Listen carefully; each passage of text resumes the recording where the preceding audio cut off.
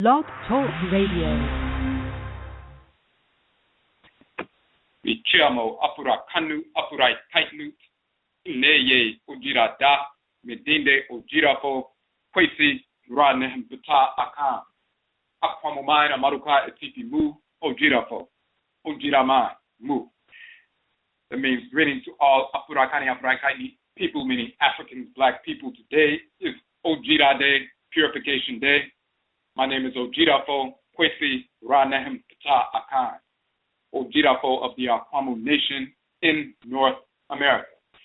Within Ojira mind, the purified nation of Afurakani Afuraitkait people in the Western Hemisphere.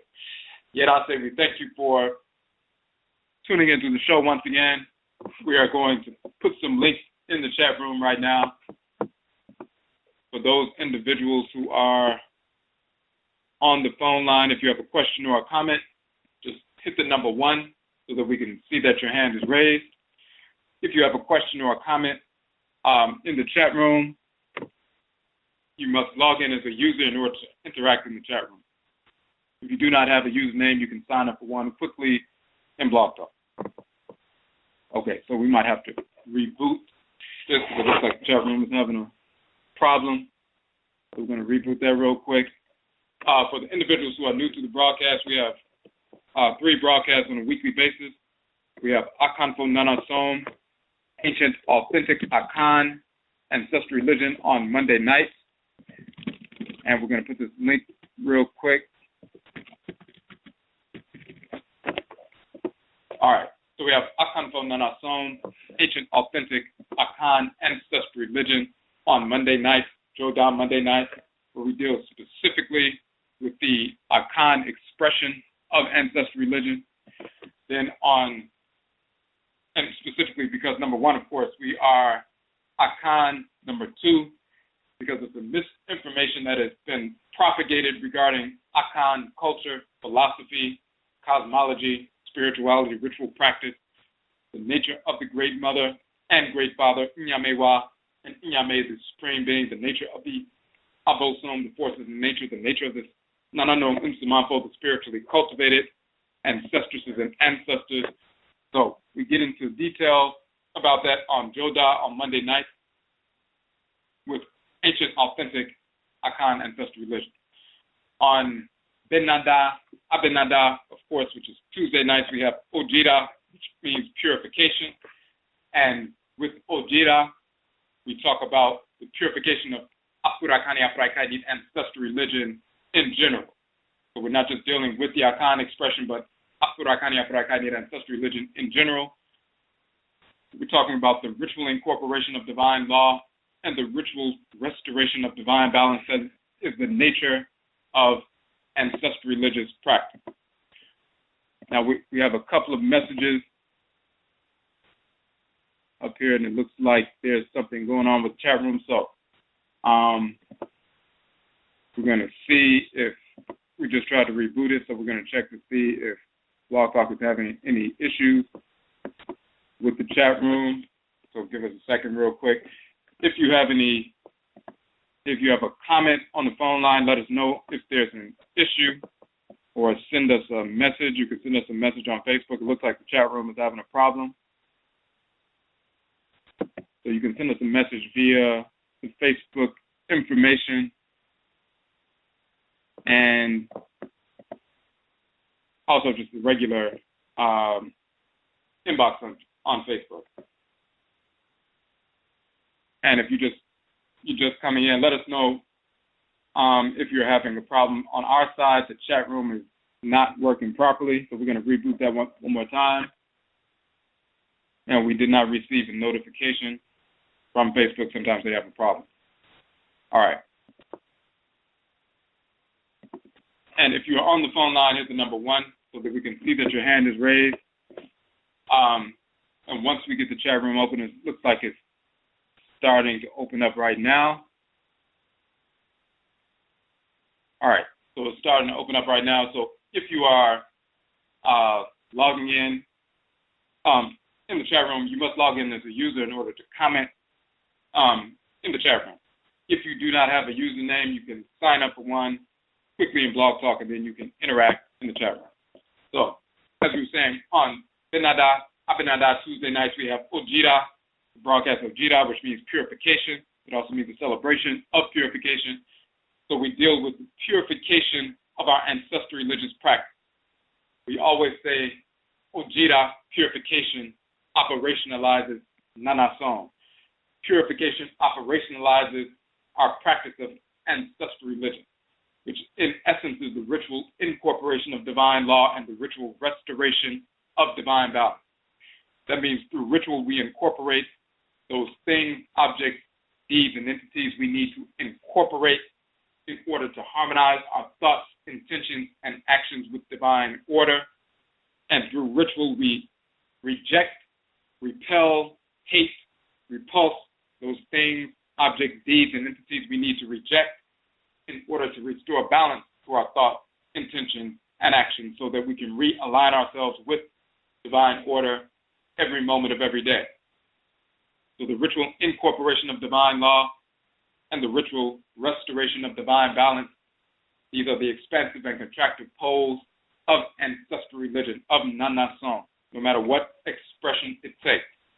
Whether it's dealing with the expressions we find on the continent of Afuraka, Afuraitkait, ancient and contemporary, or the expressions we find in the Western Hemisphere, in the forms of Hoodoo, which is the Akan tradition in North America, Juju, which is the Yoruba tradition in North America, Voodoo, which is the Fawn and Ebe tradition in North America, Grigri, which is the Bambara tradition in North America, or any expression, Obia in Jamaica, or Winti in Suriname, or wherever we find, Vodun in Haiti and so forth.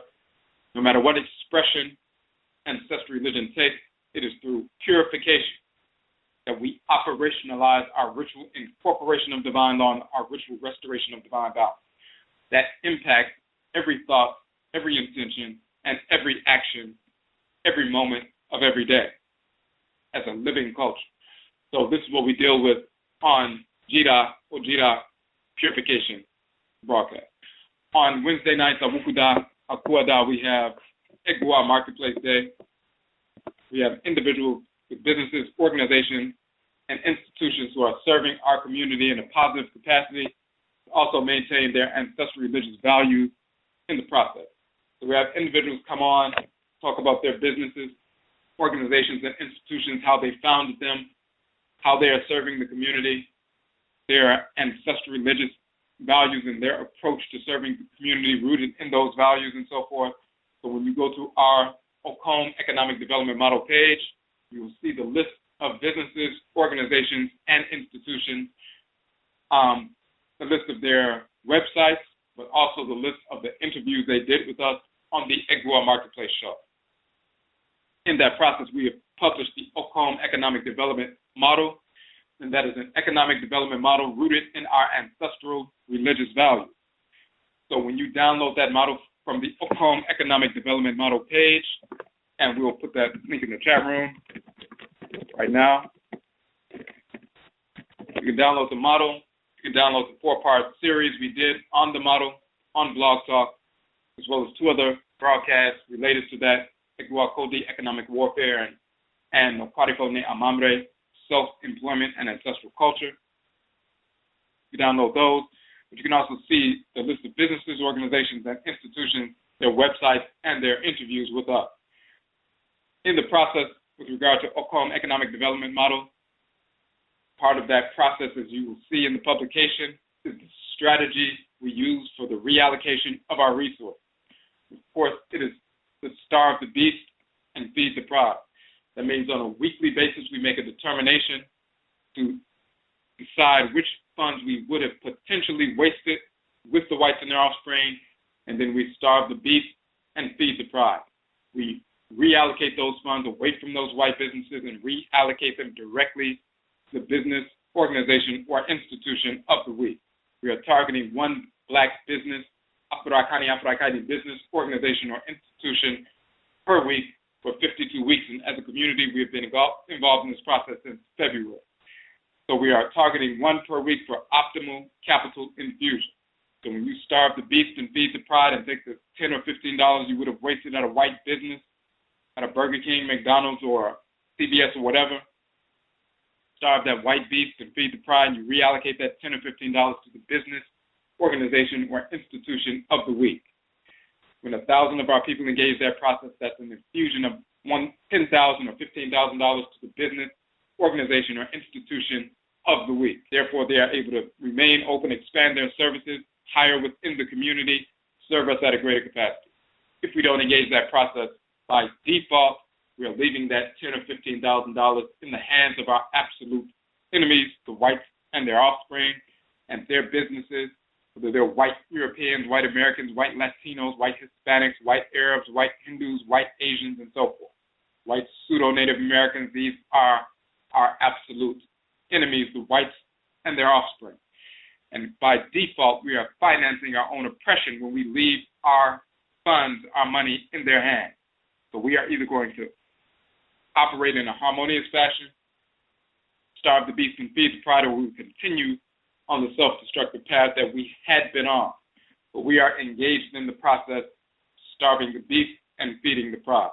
So that is what we deal with on the AKONG economic development model. You'll see those businesses, and that this is ever growing. Okay. And just give us 1 second, we have to make an adjustment.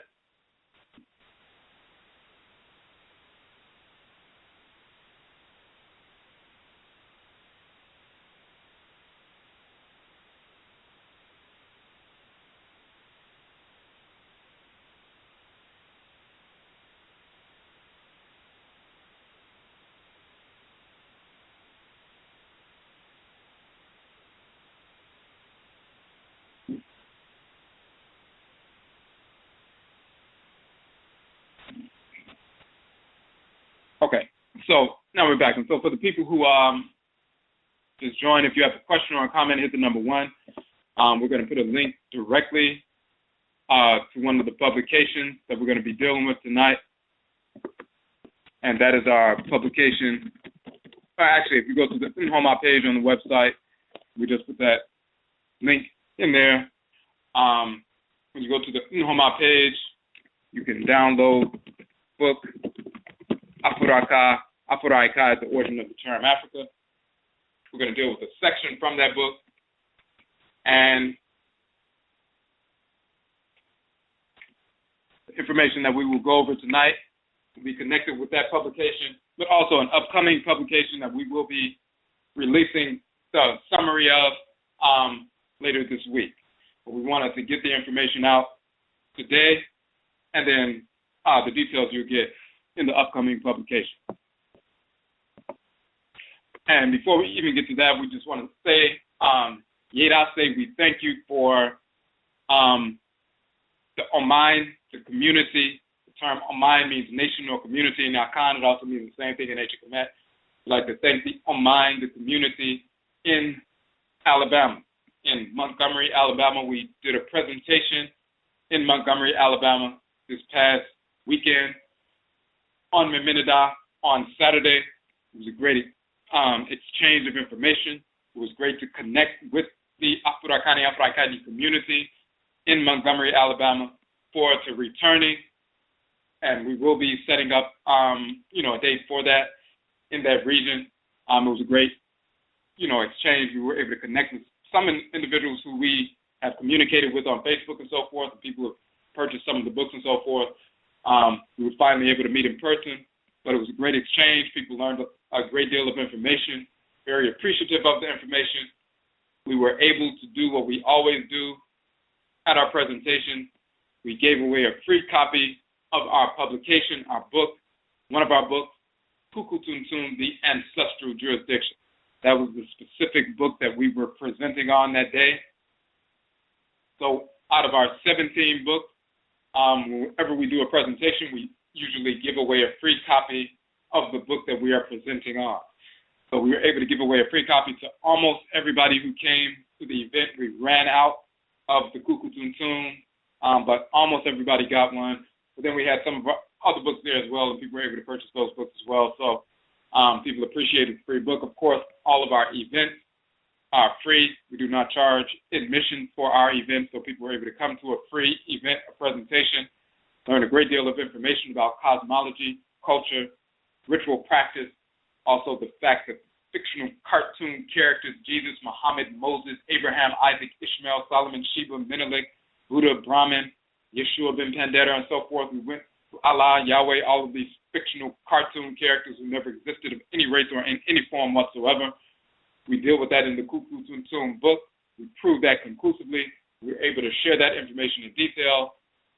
We had a good presentation and also a good question and answer session that lasted for a couple of hours after the presentation. So it was a great exchange. So coming up this weekend, we have our event in Washington, D.C., our Cocoa Bowl movement event. So what we will be presenting on is our publication, our book, Cocoa Bowl, which deals with the reality that dissexuality, homosexuality was never accepted in ancient Kemet. We have published that book. There are 4 articles that comprise that book, where we prove in the text of Kemet the divine prohibition against dissexuality, homosexuality, that is found in the Runu Pert Imheru, the so-called Book of Coming Forth by Day, misnomer Book of the Dead. We also talk about the datings of the contending of Heru and Set, proving that dissexuality, homosexuality is not part of that original story. We also talk about one of the instructions of Ptah Hetep, which is actually a prepubescent sexual taboo. It has nothing to do with dissexuality, homosexuality. We also talk about in that publication the reality that the twins, Ni Ankh, Khnum or Khunwimu, and Khunwimu or Khnum Hetep, the identical twins, who they are, what their function is, how they are related to the deity Khunwimu, often called Khnum, and that they are not representative of some dissexual, homosexual couple and so forth, that the whites and offspring would seek to promote when they know it's inaccurate. So we're going to go through that publication. It's a foundational publication proving the divine prohibition against dissexuality in our culture, not just in ancient times, but today. We also deal with the eradication of dissexuality, homosexuality from the Afuraitkait community through ancestral religion. So through the practice of ancestral religion, our people have the capacity to reject those perverse influences coming from not only the whites and their offspring with regard to media, conditioning through schools and churches and other pseudo-religious organizations, government, advertising, music, movies, all these different things, but also when you have the influences from discarnate ancestresses and ancestors, ancestral spirits, and non-relatives, perverse individuals, those kinds of individuals who were child molesters, rapists, and so forth, and when they died, they were still perverse, still are, and they seek to negatively influence and pressure a young person or an older person, and especially when the person has gone through some form of physical, psychological, or other forms of trauma. And these discarnate spirits who the person is receptive to is constantly planting urges, desires, pushing them in a magnetic fashion towards people of the same sex and pulling them away from somebody of the opposite sex. And then they feel like, I feel something, some draws to the same sex, and I feel a repulsion from the opposite sex. Maybe that's who I am. And in reality, when people deal with ancestral religion, they can repel these perverse criminal spirits of their blood circle as well as those who are not related to their blood circle. And as soon as you repel those criminals, you no longer have those urges because they were never yours in the first place. So through the practice of ancestral religion, all are placed before us can be overcome, including this perverse obstacle placed by the whites and their offspring and promoted by the whites and their offspring, this sexuality, homosexuality. So we're going to get involved, in that whole discussion, including dissecting the information in our publication. That is a book that every Afuraitkait person needs to have, young and old. So we are giving away a free copy of the Cocoa Bowl publication, and we're going to put the link in the chat room right now because you can download the ebook version of that book right now for free. All 17 of our books, you can download the ebook versions of them for free. at all times. The softcover versions we do sell, and they range between $8 and $11, and we have discounts. For example, the first 5 books is 20% off, so the first 5 books is $40. So that includes the book, one of the books we'll be talking about tonight, Afuraitkait, The Origin of the Term Africa. And finally, the next event will be November 22nd in Decatur, Georgia. That is actually an Awusida, a Sunday. So when you look on the website, we'll be talking about Hoodoo, the Akan ancestral religion in North America. We'll be presenting on our book of the same title, Hoodoo People, Afuraitkait in North America, Akan, custodian of Hoodoo from ancient Hoodoo in Dunu land, Khanit, Nubia. So we show that the Akan religion was brought to North America. It is called Hoodoo from the Akan term, Undu, talking about root work and root medicine and root doctors and so forth, and conjure. But we also show that exact same term with the exact same meaning comes directly from ancient Khanit, Nubia, and Kemet. And we go into some detail about that. So we'll be giving away a free copy of that book to everybody who attends the event in Georgia. Of course, the event is a free event. You can go to the Hoodoo page and see the information there. We are in the midst of raising the funds so that we can, number one, get the free copies of the Cocoa Bowl book, that Dissexuality, Homosexuality was never accepted in ancient Kemet, and the divine prohibition against that. We're engaged in the process of printing those out now. So if you would like to support that effort, so we need to print those by this weekend, and we're engaged in that process now. Any purchase of one or more of our books, assist in that process. So when you go to the NHOMA page, you can purchase one or more of our books. They range between $8 and $11. Or if you'd like to make a donation, any donation of $15 or more gives you the option of receiving one or more of our books as well. So Yerase, for those who have made donations in the past, which allowed us to give away the free books this past weekend in Alabama, we would like to do the same thing this weekend in D.C., as well as next weekend in Decatur, Georgia, and every event that we have. All right, get into this information. Tonight's show, Abibirifo, Berbers, Akan, Tuareg, and Fula of ancient Northwest Afuraka, Afuraitkait, Northwest Africa. Now, what we're going to deal with is the migration of the Akan people. We always talk about the migration from ancient Khanat. The title of ancient Nubia is Khanat, the Khan land. We migrate from Khanat, North Afuraka, Afuraitkait, west to the western part of the continent. We reestablish Akana civilization. After the fall of ancient Kemet, some of our people migrated further south, some of our people migrated west. We established the ancient empire of Khanat, Nubia once again, the empire of Ghana, a couple of thousand years ago, and continued to build. After Muslim invasion in that region, some of our people left that neighborhood as it was beginning to deteriorate.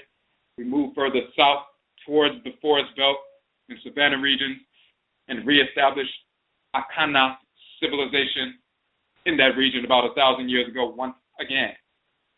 That's in the region of today's Republic of Ghana and Ivory Coast, Cote d'Ivoire.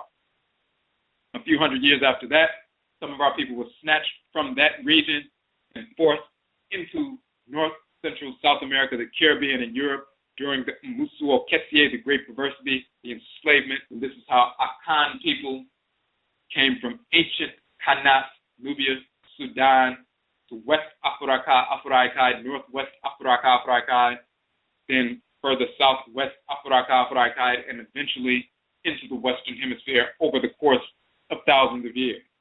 So in our most recent publication, the Hoodoo Mind, Hoodoo Nation Journal, where we published a journal specifically for our annual Hoodoo Mind, Hoodoo Nation Festival. One of the articles in that journal, you can download that from our publications page as well, is the spirit genetic Akan ancestral inheritance going back to ancient Khanat, Nubia, and so forth. We talk about the Y chromosomal haplogroup E1B1A, which is of course found in Ramesu III. You find that clusters, that haplogroup clusters at its greatest frequency in the western part of the continent. And of course, 50 to 75% of all Black people in America carry that same. So there's a direct translation, a direct migration, which we can trace linguistically, we can trace anthropologically, we can trace genetically with regard, and cosmologically, with regard to this movement of our people from ancient Khanit to the western part of the continent and to the Western Hemisphere. So we get into that in that particular article. In our book, Afuraitkait, the origin of the term Africa, there's a section that we briefly deal with the Berber people and who the Berber people are. We're showing tonight, and we're going to get into this information in a little bit more detail, that the Akan people are part of that cluster that are called and referenced as Berber people. First of all, that is part of the name. Now, most people don't know what the name Berber means. They'll say, well, barbarian, it comes from barbarian, and this is where barbar comes, the barbarian. Of course, the whites and their offspring utilize that term for barbarian, but they don't know the origin of the term. What does it mean? So, and you will find the term actually in the language of ancient Kemet. You also find it in the Akan language. So let's look at Afuraitkait, the origin of the term Africa. One of our publications where we prove conclusively that the term Africa is a corruption of Afuraitkait. Go to page 55. So we put the link in the chat room. The link to the NHOMA page is the publications page, and you'll scroll down the third book that you'll see is Afuraitkait, the origin of the term Africa. You can click on the cover of the book. It'll take you to the page for Afuraitkait, but then when you click on the cover, you can download the ebook version of the book. So we're going to talk about this term Berber. We're going to get into the Tuareg, we'll talk about the Fula, and we're going to talk about Akan people of the Western Desert, the so-called Libyan Desert in northwest Afuraitkait, this West of Kamit.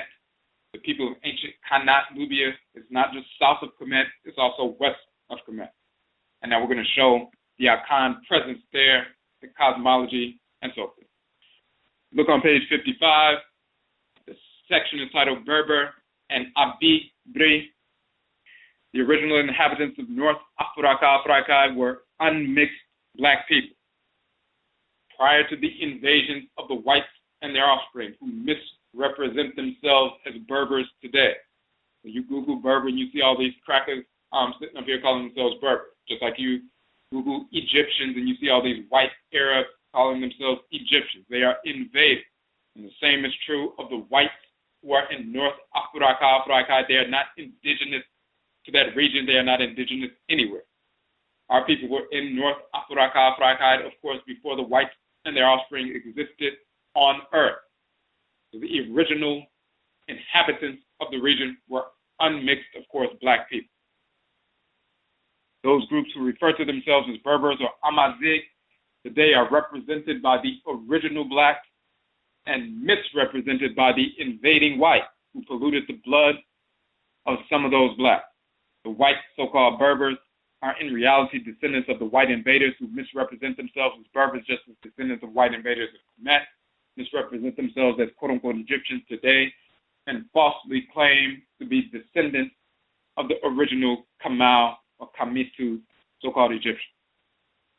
The term Berber has an etymology which is unknown to the whites and their offspring. The ancient term Berber, BRBR, later became Barbar and corrupted into barbarian. The term as a name is actually an ancient one. The Akan maintained the original term as a designation for Black people, Africans, and so forth. Now, the Akan term Biri, B-I-R-I, Biri, means dark or black. The suffix fo, F-O, in the Akan language designates a plurality of people. So, for example, Akan fo means Akan people. The term Obi, or be means someone. Abibirifo, Abibirifo means someone or be who is black or dark. Bibiri-ni means one person who is black or dark. Obibiri-ni is a black person, a person or someone or be who is bri. Bri, someone, be who is bri, black or dark. Obibiri-ni is one black person. Abibirifo is black people or black folk. It's like Akan-ni is one Akan person. Akan-fo is Akan people. Then you have Abibiri-mine, or mine means nation. So Abibiri-mine is the black Bri or mine nation. That is a term, a designation for Afuraka. Afuraitkait is also a designation for the people themselves, the black nation. So we reference ourselves as black specifically. So when fools talk about theirs, we don't call ourselves black. All Akan people call black people Abibirifo, someone Obi who is Bri, black or dark. Abibirifo, black people. Obibiri-ni, black person. Abibiri-mine, the black nation, which is a designation for Afuraka, Afuraitkait as a whole. Now, Bibri can also be written Bidi, doubling that. And Obrifo is also defined in Akan as one who is not just a black person, but one who is unusually powerful. For black signifies power. Bibri or Bri, B-I-R-I, Bri, designating black people is derived from BR, or Bere, Berber, Bri. This is where this comes from. Now, let's get back to part of that information, and we also address this in our article, Akwamu Jaman and the Origin and Meaning of the Name Kemet.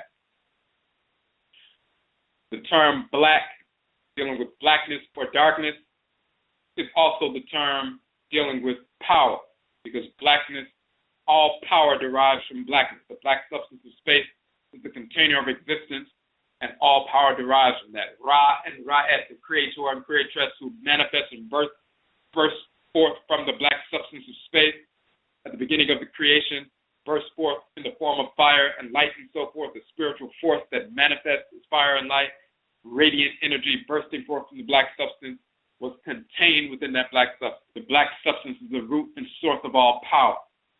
So this is why Bri means black, blackness, darkness, but it also means power. So an Obrifo is someone who is unusually black, but also one who is unusually powerful. We also have the term Tum in Akan. Tum is another term for black or dark. The root is Tum, T-U-M-M, which means blackness or darkness. But Tumi, which is a word derived from Tum, Tumi means power, because Tumi, power, is derived from blackness or darkness, Tum. This is why we have Tum, which means black or dark. But then we also have the term Tum, which means black, or very black. So a black person is Tum, a very black person is Tum. But it also means very powerful. Again, the source of power is blackness. Whether it's Tum, meaning blackness, Tum, meaning very black or very powerful, or you have Bri, B-I-R-I, Bri, meaning black or dark. Bri, meaning black or very dark, but also meaning very powerful. Or Brifo, an unusually powerful person, because that powerful energy is derived from blackness. Where does the term come from? Bri, that R is a rolling R. The R and N is interchangeable, so you'll find in the language of Kemet, you'll find the term BR in the Medutu as designating a pyramidal shape. BR, Bre, which in Akan is pronounced Bri, a pyramidal shape, but it's also written BN, because the N and R is interchangeable. The tongue tapping the roof of the mouth once. So Bidi is BR, Bidi, but also Beni, same term, written both ways. Beni, the root of that is Ben or Beni, which is the so-called Benben stone or Beni stone. What is the Benben stone or the Beni stone? And then the Beni bird or the Bennu bird and so forth that is born up that. That Beni stone is the quote-unquote sun stone, pyramidal, truncated pyramidal stone. That black stone, that meteoric stone, that meteorite stone that falls from the sky, burning hot from the sky. Of course, we talked about Ntoro in our broadcast, the falling of that axe, cutting through the sky and so forth, that powerful, fiery stone that lands and it becomes a sacred stone that came from the sky, that came from Amen and Amenet and so forth, and that stone becomes a shrine for fiery divinity, like Atem and Ra'ed and so forth. So it is contained within the Het Beni, or the house of the Benben, the house of the Beni stone and so forth, and is placed on the shrine. Of course, this is where the crackers get the black stone of Mecca and all of that. So you have that black meteoric stone, the Beni stone. It is black because it's full of the fire of the solar divinity of Ra and Ra'ed, as well as Aten. We talked about in our broadcast an article talking about the origin of the term Kamet and Kamat in ancient Kemet, and Jama and Kama in Akan, referencing the name of the people, but also talking about the black burning piece of charcoal. It is black because it's burning, and of course when you fire something up like a mineral or vegetable and so forth, it becomes black because it's burning, but the fire is within. It's like the charcoal, there's fire burning within and it's burning black, but the fire is light and brilliant and so forth.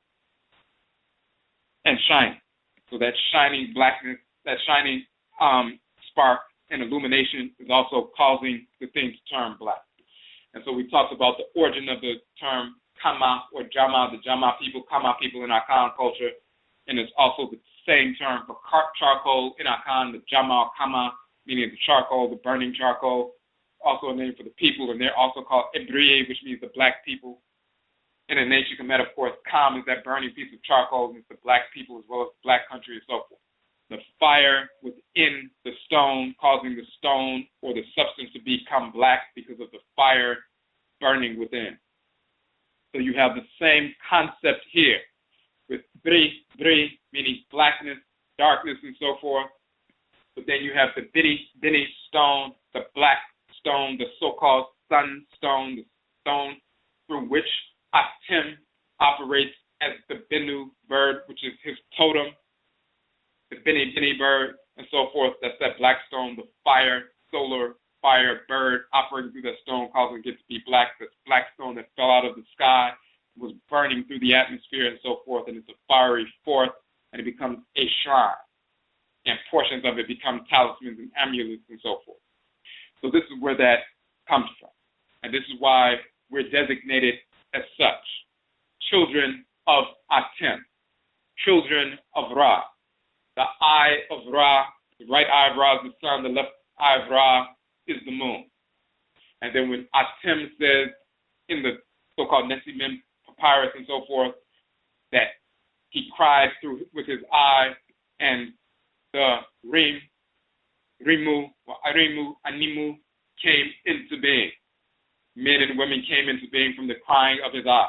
And that is the right eye of the sun, which is our people coming from the quote-unquote eye drops of the sun, or sunlight, solar light, and so forth. Children of the sun, children of Atem, and so forth. So this is what we're talking about. This is the connection between Bini stone, the black stone, the sunstone, the fired up stone, the stone with the fire inside, the black stone, the energy, and so forth. Bri, the blackness, fire, power. We're black because the fire is inside of us, burning with inside of us. We manifest that blackness on the outside, just like charcoal with the fire, orangish, yellowish, bright fire burning within. This is the nature of the people. So, when we deal with that, and before we get to that other section, when we deal with the Bri, let's get into some more detail about what Bri means. So we already have Akan people calling themselves Akan, but we're also calling ourselves Abibirifo, black people, Abibiri, black person, Abibiri mind, the black nation, coming from Bri meaning power. What kind of power? That solar power coming from Ra and Ra, the power of the divinity burning within us, but generating that blackness on the outside. Let's look at further definitions of Bri, which is directly related to this topic tonight. You get a Akan dictionary, Asante Fanti dictionary, Twi dictionary. Specifically, we'll give you the reference 1933 edition of the Asante Fanti dictionary by Chris Dollar, 600 plus page dictionary. You look on page 21, just so you can get this reference. Of course, actually, look on page 22 first. Bri, of course, means blackness, as we said. Bri meaning black, dark. Bri with an extra I. Bri meaning blackness. But then you go back to page 21. Of course, you'll see Obibiri Ni, black person. Obibiri Sim, or Obibiri Sim, black issues, black affairs. But then you have Bri, or Bibri, meaning a dark blue cotton, yarn, or cloth, dark blue color. Obibiri Shefo, dyer in blue, one who dyes in blue. Give you another reference real quick.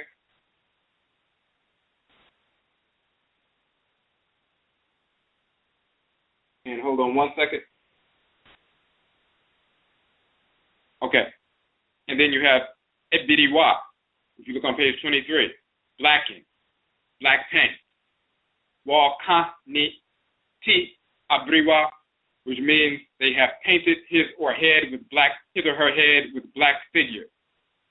A ceremony formally performed on boys about 4 years at the first shaving of their heads, or on girls at the beginning of puberty. Abiriwa. That blackness is being painted on the head ritually. Go back, you have Obibiri Shefo, as we said, one who's a dyer in blue, dyes the blue cloth. Why is it a dark blue cotton cloth? What does that have to do with black? What does that have to do with the people? What is this association?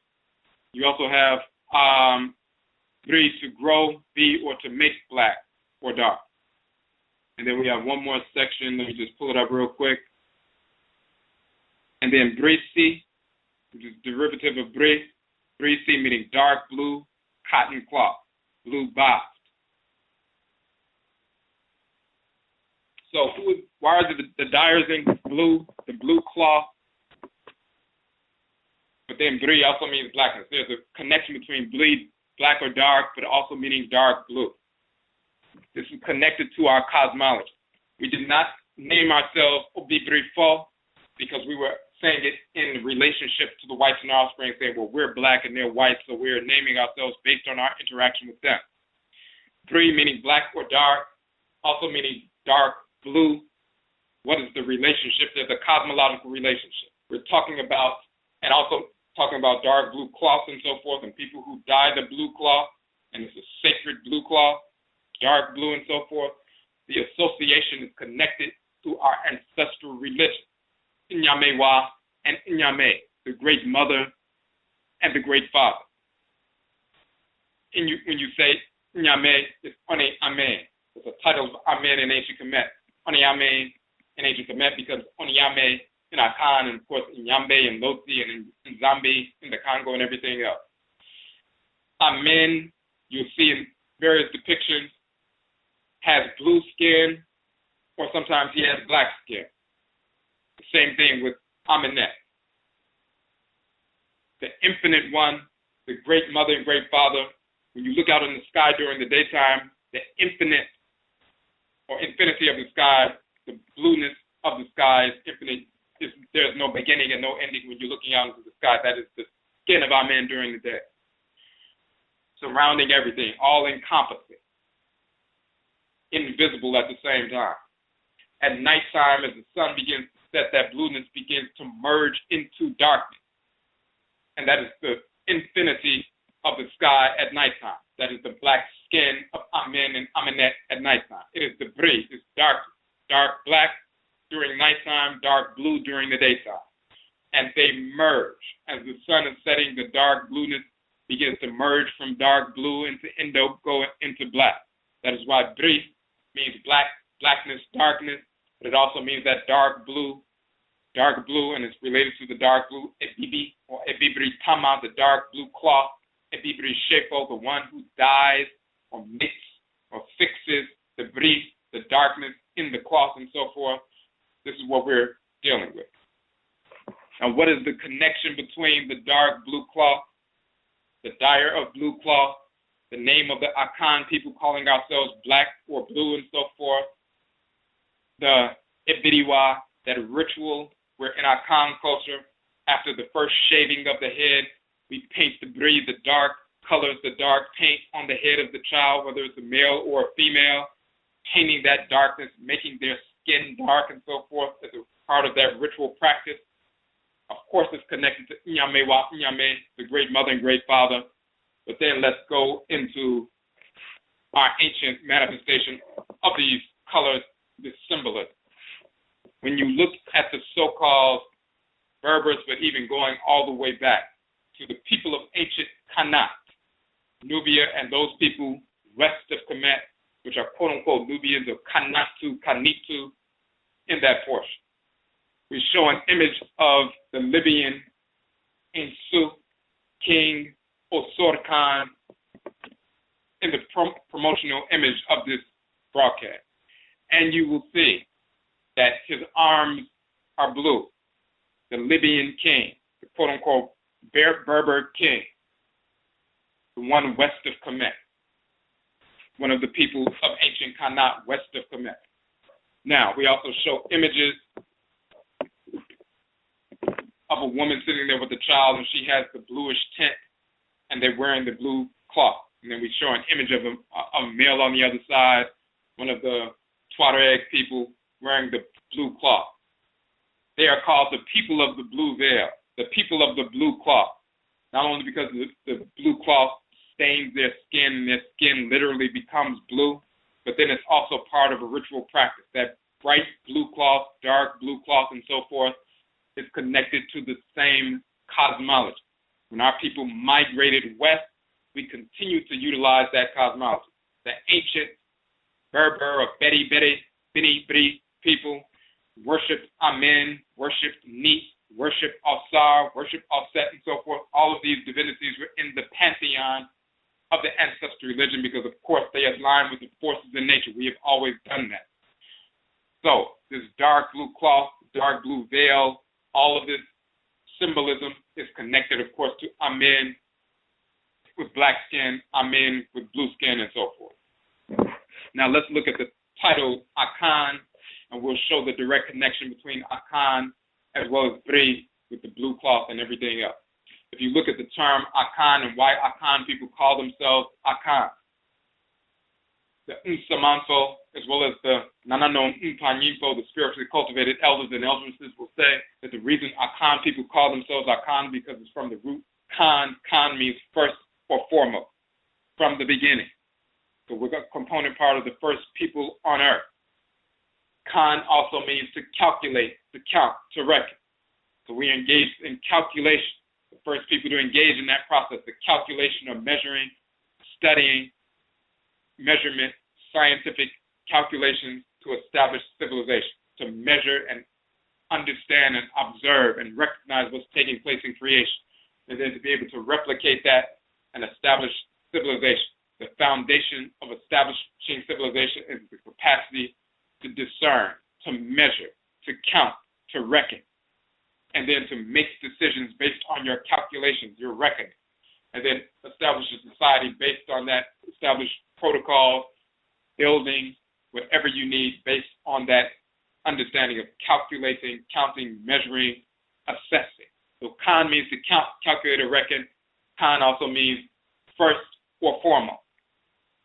Khan also means bright, brilliant, luminous, shining. So the people to bring the shining, luminous light of civilization, the ones who are illuminated in the dark. When light shows up in the darkness, now you have the capacity to see and have direction about where you're going to go. Once again, it goes back to the symbolism. You see the sun and the moon shining in the sky as the sun begins to set and the dark blue skies moving towards the blackness. Then you begin to see the stars shining in the sky. Of course, there were no light fixtures in the sense of, lighting in the roads and stuff in ancient Kemet and ancient territories and so forth. We were guided by the light of the stars as well as the moon. So the shining luminous ones in the blackness, the shining luminous ones in the dark blueness, whether it's the sun and the moon shining in the blue sky. When the sun begins to set, then the sky begins to darken and the light from the stars are illuminating our path. The stars themselves are sanctuaries for the Nsamanfo, the Aku, the Akutu, the illuminated one. So you have the shining one, the burning, fiery one inside of the black. The fire inside of the black coal, the Jama, the Kama, and so forth. The fiery energy of Ra and Ra'et, your Ba'et, your divine living energy. And when you look at the term Ba, it's not just a bird or a human-headed bird, but it's also a bowl of incense that's burning. So that fiery energy, that fire and light within your being, operating within your physical body. The fire inside, the illuminate fire inside, but it's because it's fiery, it's burning the outside and making the outside brown or black. So once again, we have the black skin, the grease, the blackness, the darkness, fire inside of the black skin that makes us black on the outside, but the fire of Ra and Ra'et on the inside. The blackness of the sky, the blueness of the sky, and the stars burning within the blackness, that's the light, the fire, the living entity within the blackness and so forth. So you have Khan first and foremost. Khan to count, to calculate, to reckon. Khan, bright, brilliant, luminous, shining, and so forth. Now we look in ancient Kemet and Khanat. You look at the people of ancient Sudan. And one of the titles of ancient Sudan is the Khan land, Kant, or Khanat land. Khan in the Medutu means first, foremost, from the beginning, land of the south land, the front land, the land of the beginning, the first land. The people are called the Khan people, the Kant people, Khanit people. And we say Akani today. Akani for one Akan person, Akanfo for Akan in the plural. The Khanit people are the people of the Khan land, the first land, the foremost land from the beginning. That is the title of ancient Sudan, or so-called Nubia, Kush, and so forth. But Khan, in the language of ancient Kemet, also means to count, to calculate, and to reckon. So you have both of those definitions. But then we even go further, and you will find that Khan also means to scintillate, glitter, sparkle, light, shining. And it's also a title of some of the Western, quote-unquote, Nubians, the Akan people, Khanit people of the Western Desert, the Libyan Desert. How is the name typically spelled? It's typically spelled the Tehenu, but T-H-N, Tehen or Tehenu. And the root Tehen, as they would say, is scintillate, to sparkle, light, shining. But it also is the blue glazed fan. What is that blue glazed fan? That's the dark blue. That's representative of the sky, representative of the skin of Amen. It's also the dark blue that we put on our skins. And of course, the Berbers, the Fulani Berbers, the Tuareg Berbers, and so forth. And of course, the Akan people, the Abibirifo, the Abibirifo, the dyers in blue, or wearers of the blue cloth. This is where that's coming from, that blue glazed fan. But when you look at the way it's spelled, Tehen, or the symbol for the quote-unquote T or TH, is the tethered rope. That has more than one pronunciation. So it's TH or the T, quote-unquote symbol, then the symbol for H and the symbol for N. And when you actually look at it in Coptic, you'll find that it's Khan, or Khan. When you look at the tethered rope, it can be a symbol for the k sound. It can also be a symbol for the ch sound and also the t sound. In English, you have the ch combination. Ch can be pronounced like the k sound as in character, but it can also be the ch sound as in change or check. And you have the same thing in the Akan language. You have the ky symbol, can be the ch sound as in check or change, but it can also be the k sound as in chronology and so forth. When you look at the tethered rope symbol, it can be the k sound, it can be the ch sound, but also the tia sound. Sometimes they'll spell it with a tj, like tia, the tip of the tongue touching the roof of the mouth. Tia or cha or cha, those are related. So which one is it? Which pronunciation is it? When you're looking at is it tahin or tan, or is it chan or kan? Meaning to scintillate, to oscillate, to sparkle, shining, brilliance, and so forth. Being that title. When we look in the Akan language, the living language, we have the actual pronunciation. We have the vocalization. Just like Khan means first and foremost, Khan also means to count, to calculate, or reckon. And Khan also means bright, brilliant, luminous, and so forth. When you look at in the language of ancient Kemet, the term Khan meaning to calculate or to reckon, it is that tethered rope symbol once again. We vocalize that in the Akan language as Khan in this particular situation, as opposed to Chan is Khan. And that same tethered rope for the THN is not Tehenu or Tehen, it's not Chehin, it's Kahan or Khan, meaning bright, brilliant, luminous, oscillating, sparkling, shining. The same in the Akan language, Khan meaning shining, brilliant, luminous, as a title of the people. Why are they bright, brilliant, shining, luminous? It's the fire within.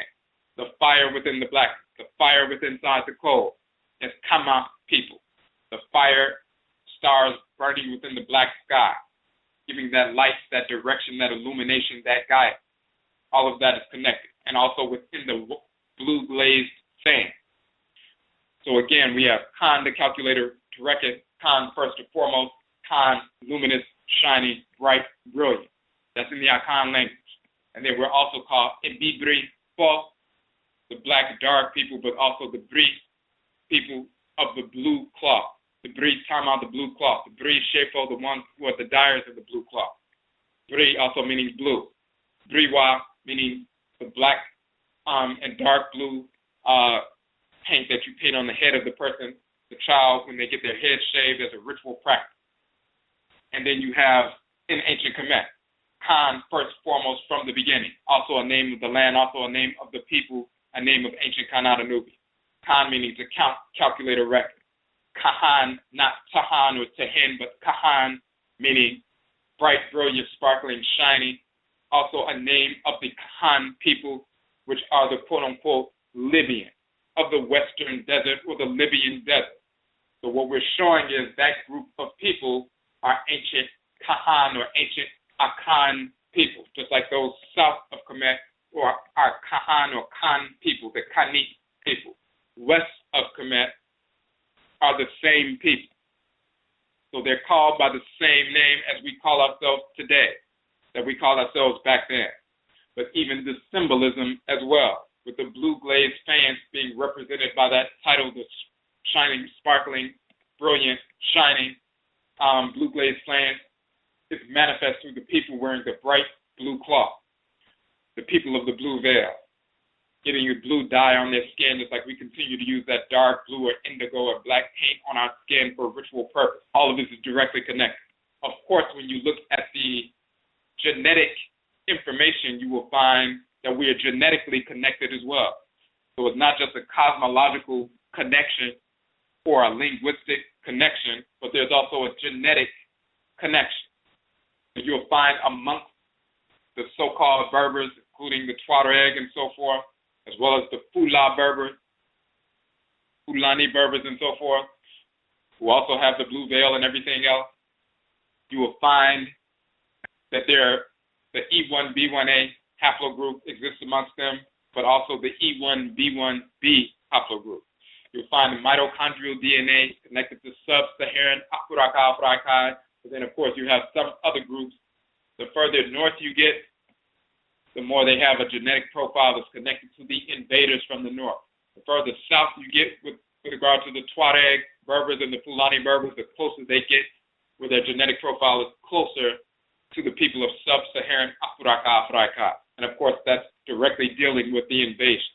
But when you look at the E1B1A and E1B1B, before you get into the misinformation and the misinterpretations that the white offspring would seek to promote, they would seek to say, well, you know, the E1B1B is, you know, the Caucasian type Eastern Afuraitkait people, Ethiopians, Amhara, and so forth, and they are lighter skin and straighter noses and straighter lips and straighter hair and so forth, and they're the ancient Egyptians and so forth, and because they went into Europe or Asia and then there was back migration, they're always trying to place a political spin on these topics. They never just give you straight information. There's always an agenda, a false agenda. Of course, the haplogroup E begins in East Afuraitkait tens of thousands of years ago. There was no Caucasian mixture because there was no Caucasian who existed. And even when we migrated from East Afuraitkait up north and into the so-called Near East, by the time we arrived there, there was still no Caucasians on Earth yet. So even when some of the people back migrated into the Afuraitkait, many of them back migrated and they had never mixed with anybody. So the people, just because they're lighter skinned and have straighter noses today, that doesn't represent the ancient entire population. So the key is the haplogroup E, before it's split off into E1B1A and E1B1B and so forth, they were from the same parent, the same source, prior to any European admixture. So get beyond the politics of what the white offspring would like to promote through the analysis of genetic information. It's a very simple example. If you look, for example, at elephants, you look at the Asian elephant, so-called Asian or Indian elephant, and the elephant of Afuraitkait. There's a difference in size. The Asian elephant is smaller. Their hair is smaller, their tusks are smaller, and sometimes they don't have tusks. The elephant in Afuraitkait is much bigger. The head is much bigger, and the dome-shaped head is much rounder. They have much bigger ears, and the tusks are bigger. The head shape of the Asian elephant is split into two small domes, so to speak. Down the middle, there's a groove in the middle of the skull and so forth, and the trunk and everything else, everything is small. They are two different, when you see them and you look at them, two different species, you can see there's a difference in their morphological structure. However, they come from the same parent. They're not two different, totally different entities. They have the same common ancestor and ancestry, and at some point they split, but they're still elephants. And the same is true with that haplogroup E. There's a split between E1B1A and E1B1B, but they have a common parent. And this is prior to any admixture from the whites and their offspring. So every time somebody talks about a back migration from the Near East, that does not always mean that there was European admixture and then they came back. Sometimes that happened in certain instances. It did not. So the key is you will find E1B1A and E1B1B amongst the Tuareg Berbers, amongst the Fulani Berbers, and of course amongst the Akan people of West Afuraka, as well as in North, Central, South America, the Caribbean, and Europe. So this is what we're dealing with. So now let's get into some information dealing with the Tuareg in particular. We're going to go back to the Afuraitkait book. And even before we get directly into that, first we want to say, if you still look on page 55 in the book, we mentioned Afre, or Ifre, also called Ifru, which is the title of Ra'at. She's called Afuraitkait or Afre in the Berber cosmology, over 10,000 years old. She is, when you read about Afri, they'll say, well, she's a sun goddess and a cave goddess. Of course, you're talking about Ra'et, the creatress, and Ra is the creator. When Ra is moving through the 12 hours of the night, he becomes Afura, moving through the cavern, the 12 hours of the night, in the Dua, and so forth. The same with Ra'et. When she's moving through the caverns in the 12 hours of the night, she's Afuraitkait, or Afrai, or Ifri. That's why they say she's the sun goddess and a cave goddess. She's later called the goddess Africa, or Ifri. We have two coins, and you'll see Dea Africa, or the goddess Africa, on these coins, and that were printed in later times around the Roman era, just showing the Romanized version of the goddess Dea Africa, or the goddess Afri or Ifri, part of Berber cosmology. Of course, you find Amen and Amenet and Ra and all these different divinities in the Berber cosmology prior to them being accepting Islam and all this other nonsense. Okay, now getting to the Tuareg with respect to etymology, the T, letter T, or the T, Et, or T, is a feminine prefix in Berber languages, just as the T is the feminine suffix in Kemet. So of course you have Ra, then you also have Rat or Ra'et, Ka, you have Ka'et. The feminine concretizes the noun, brings resolution or concretization to the noun to make it an entity. So we talk about the expansive power of the male, the contractive power of the female. Expansion and contraction creates an entity.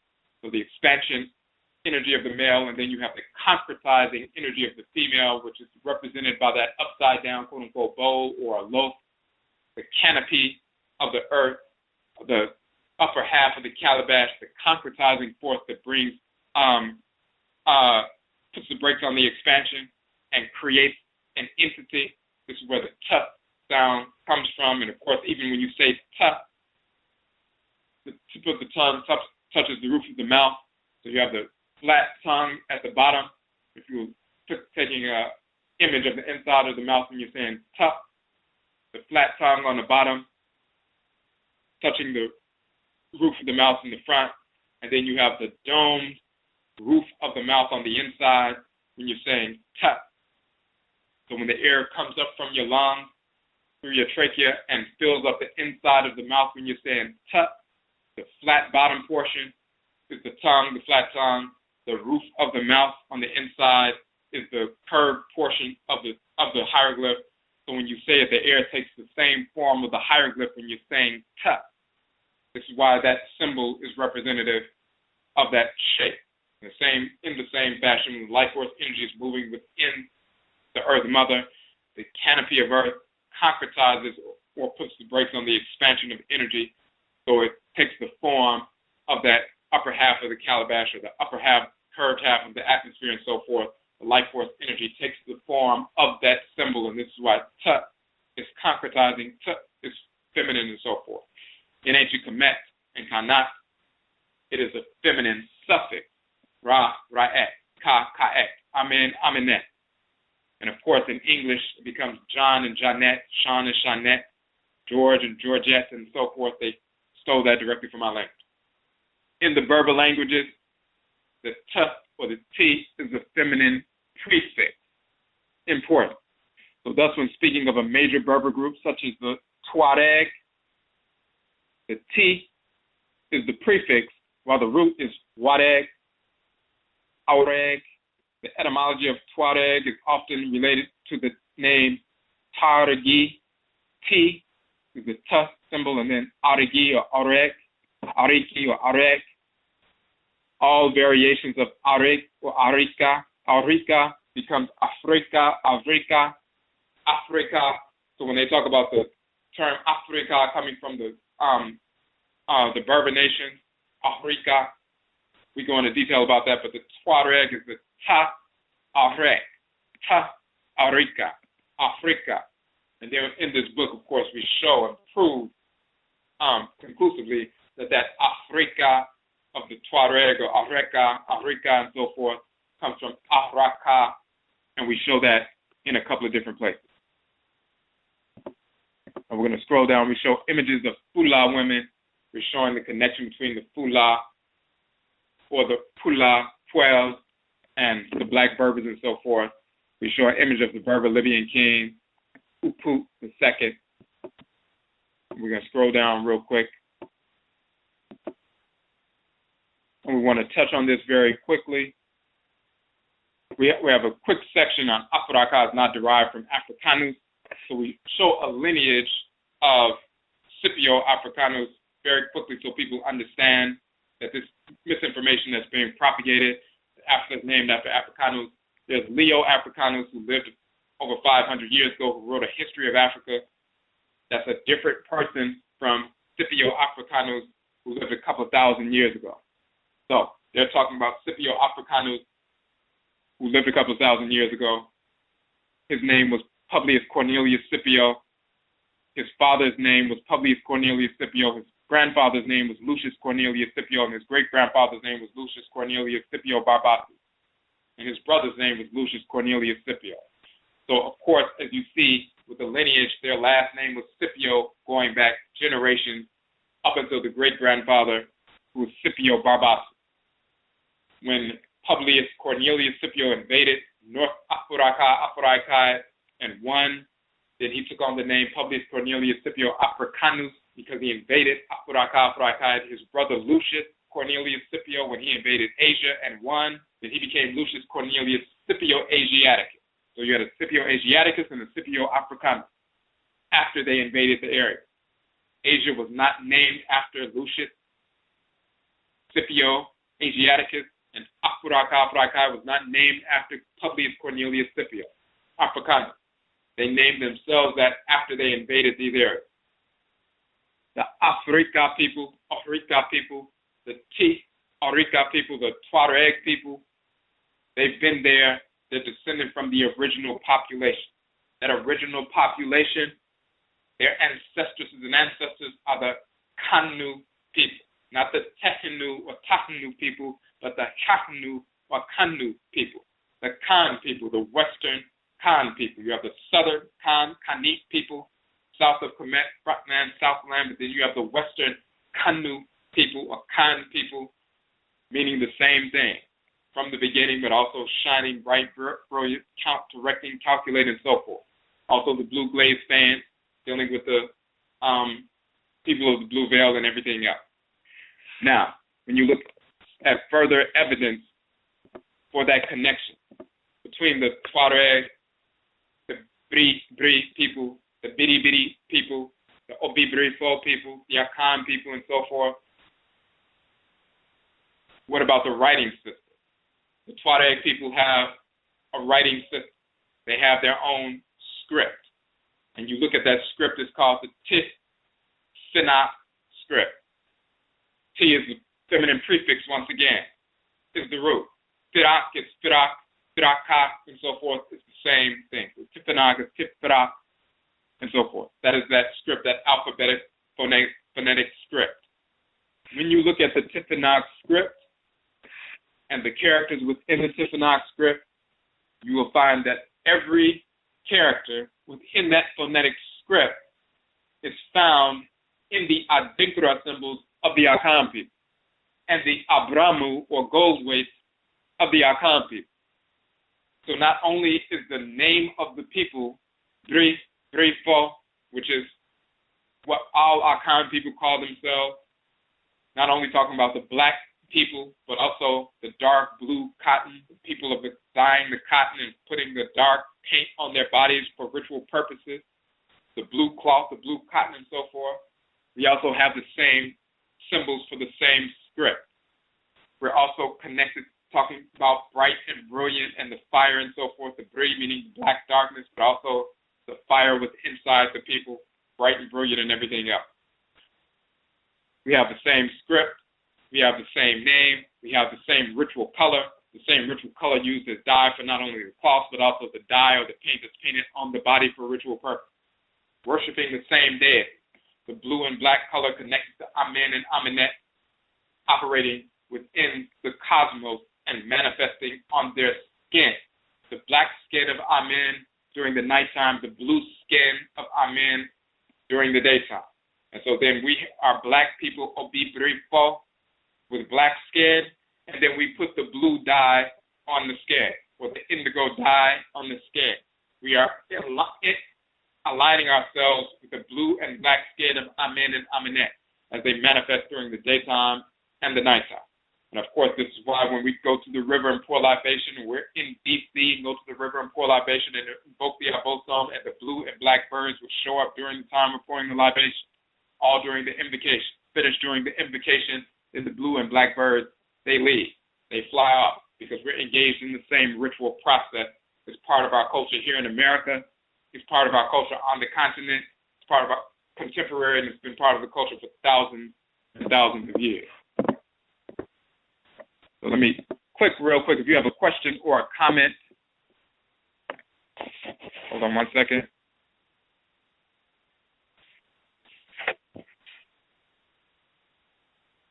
If you have a question or a comment on the phone line, hit the number 1. We want to make sure there's not an issue with the connection. Okay. Hold on one second. We're just checking this connection real quick.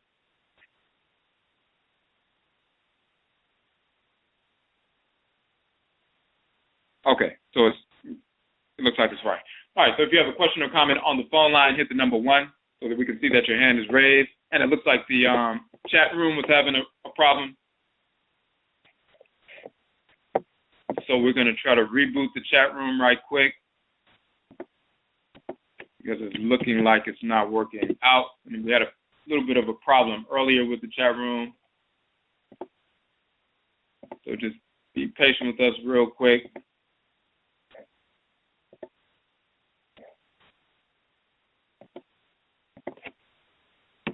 And let's see if it's going to work this way. It looks like it's not coming up.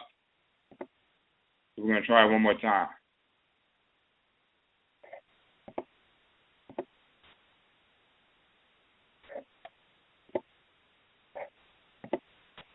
All right. And every now and then there's a issue with Blog Talk in this capacity, so let's see. We're going to try it in a different way to see if we can pull it up in a different section. But in the meantime, so we let's just make sure we didn't miss anything while we're pulling this information up and trying to reboot the chat room. If you go further down to page 60, pulling this up right quick.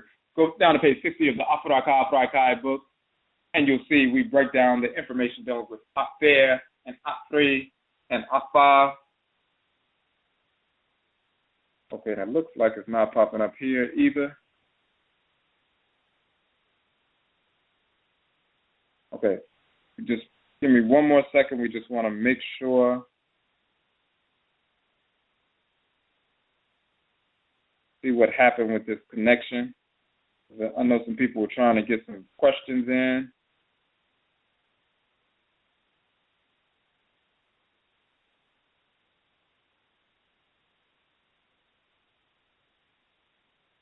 And I'm going to try one more time. Okay, so it looks like there's something up with the internet connection. They're having an issue with that. So in the meantime, we can't see what's on the console, so we're going to wait to see if they fix that issue. In the meantime, let's go to page number, as we said, page number 60. So, Afer in ancient Kemet means to burn, to be hot. Afre means smoke, hot, or vapor. So they'll say it is often stated that the Latin term Afer is the singular term for Afre. Both are terms used by the Romans to mean African. Many suggest that the term was originally given to the Romans by our people of Carthage. It's further suggested that the term, the people of Carthage, our people of Carthage received the term from the Berbers who originally occupied what would later become Carthage. Centuries later, etymologies for the term Africa were put forward, including a derivation from the Greek Afrik, not cold, and hot, and so forth. Of course, we see the origin of that Afur or Afre, and Afre exists in the language of ancient Kemet, referencing smoke, hot, vapor, and to burn, to be hot. And cosmologically, as we said earlier, this is a reference to the life force energy of Ra and Ra'et as Afura, Afuraitkait. Afu meaning flesh, but also meaning house, place of residence. Ra moving within matter is Ra moving through the Afu, moving through the flesh. He's called Afura, the fire and light burning through the physical matter, making it hot, making it fiery, burning, and so forth, and of course, making it black. And then we go into some more different information. We show how the B and F interchange, Berber, Free, Bri, and so forth. We give that information. There's another, and you can go through that real quick. We just want to also touch on the notion of this terminology of Fula, which we touch on here in the book, and we also touched on in a previous broadcast. We were talking about the origin of the fictional group who never existed, the Hebrew. Now, if you look on page, scroll down, look on page 57. What Berbers called the Fulani Berbers. Fula is the root of the name. Fula is also pronounced Puel or Pul by some Fula. So there's an interchange between the P and the F, and you'll find that in different parts of Afuraka, Afuraitkait, different languages. This interchange of sounds is seen in the English P and the PH, which is also an F. F sound in English, as well as the name Paraka, so-called Pilak, so-called Filet or Filet. The island south in the southern part of Kemet, the whites and offspring call it Filet or Filet. It's called Pilak or Pilaka or Paraka in ancient Kemet. Of course, the Fula are the Fura, Afura.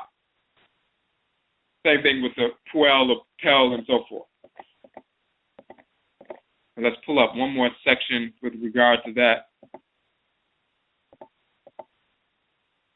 When we're talking about the Fula people, you'll also see them in the blue cloth. You see them with the blue veil. You see them with the dye on their skin and so forth. You see them, if you're in the desert, if someone sees, traveling through the desert and they see some Bedouins and so forth, they're in their little brown cloth and everything else, and then all of a sudden you come upon an encampment and all of this brilliant blue cloth. And then they also have many of the ornate jewelry and so forth, the Fula Berbers and so forth, the brass and sometimes the gold and silver and so forth, well accoutramented, shining, glistening, scintillating, sparkling and so forth in the sun, but then they also have the brilliant blue cloth that in contrast with the sand, the white sands, the brown sands of the desert, you have this brilliant blue cloth and these shiny, scintillating, sparkling accoutrements that they have. The Pula or Puel, Pela, Pelu, and so forth, when you look in the language of ancient Kemet, Per or Pera, Peru, it has a couple of different meanings. Of course, it means to come out, and you see the two legs moving and traveling and so forth. To cross, to come out, to cross over and everything else. But Per also means fully ornamented, fully accoutramented, and so forth. And this is where you get that whole notion of these people who are traveling. They're nomads, but they're fully accoutramented, fully ornamented. This is the Fula or Pula, Puel, Pura, Fula, Afura, and so forth. So this is what we're dealing with. So let's try this section one more time. Trying to get these technical issues worked out. Okay. And we're just pulling up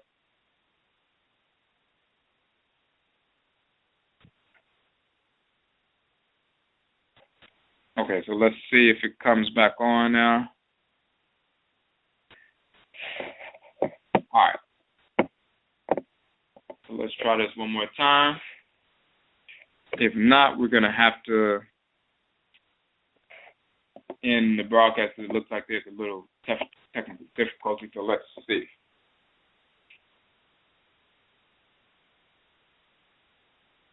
And it looks like it's still not coming up. So this is what we're going to do. We're going to end it here. If you have any questions or comments, we normally would take questions or comments, but it's a little technical issue. So if you have any questions or comments, send us an email for the information. Send us an email via Facebook or on our regular website and so forth. We will be publishing a document talking about everything we talked about tonight, plus more detail, of course, showing these different connections. And we'll be sending that out this week. We'll also be back on tomorrow for Egua Marketplace. If you'd like to support the work that we are doing, including the upcoming event, which is 2 events. One this weekend, this Sunday, November 15th. We'll be talking about Kokobo, bisexuality, homosexuality was never accepted in ancient Kemet, based on our book. We'll be giving away a free copy of the book. It's in Washington, D.C. You can go to the Kokobo page on the website. And hold on one second. It looks like hold on one second. It looks like it's coming back up. Let me see if I can connect back to the studio. Okay, just back up.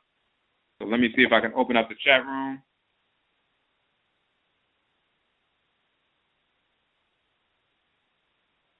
And it looks like it's maybe connecting. In the meantime, let me see if I can. Okay, we're going to see if we can answer one of the phone calls and see if the studio is working. Okay, Michiobo on the phone line, number 2306. You had a question or a comment? Chamo, this is Jelani. I remember seeing some material that suggested that the Tuareg and the Fula might have been some of the tribes that were associated with, I guess, Moorish nationality at some point. I want to know if you could help clear up that confusion, because I figured that there were people that took on Islam and then were trying to get various tribes in North, I guess, basically like North and West Africa to convert.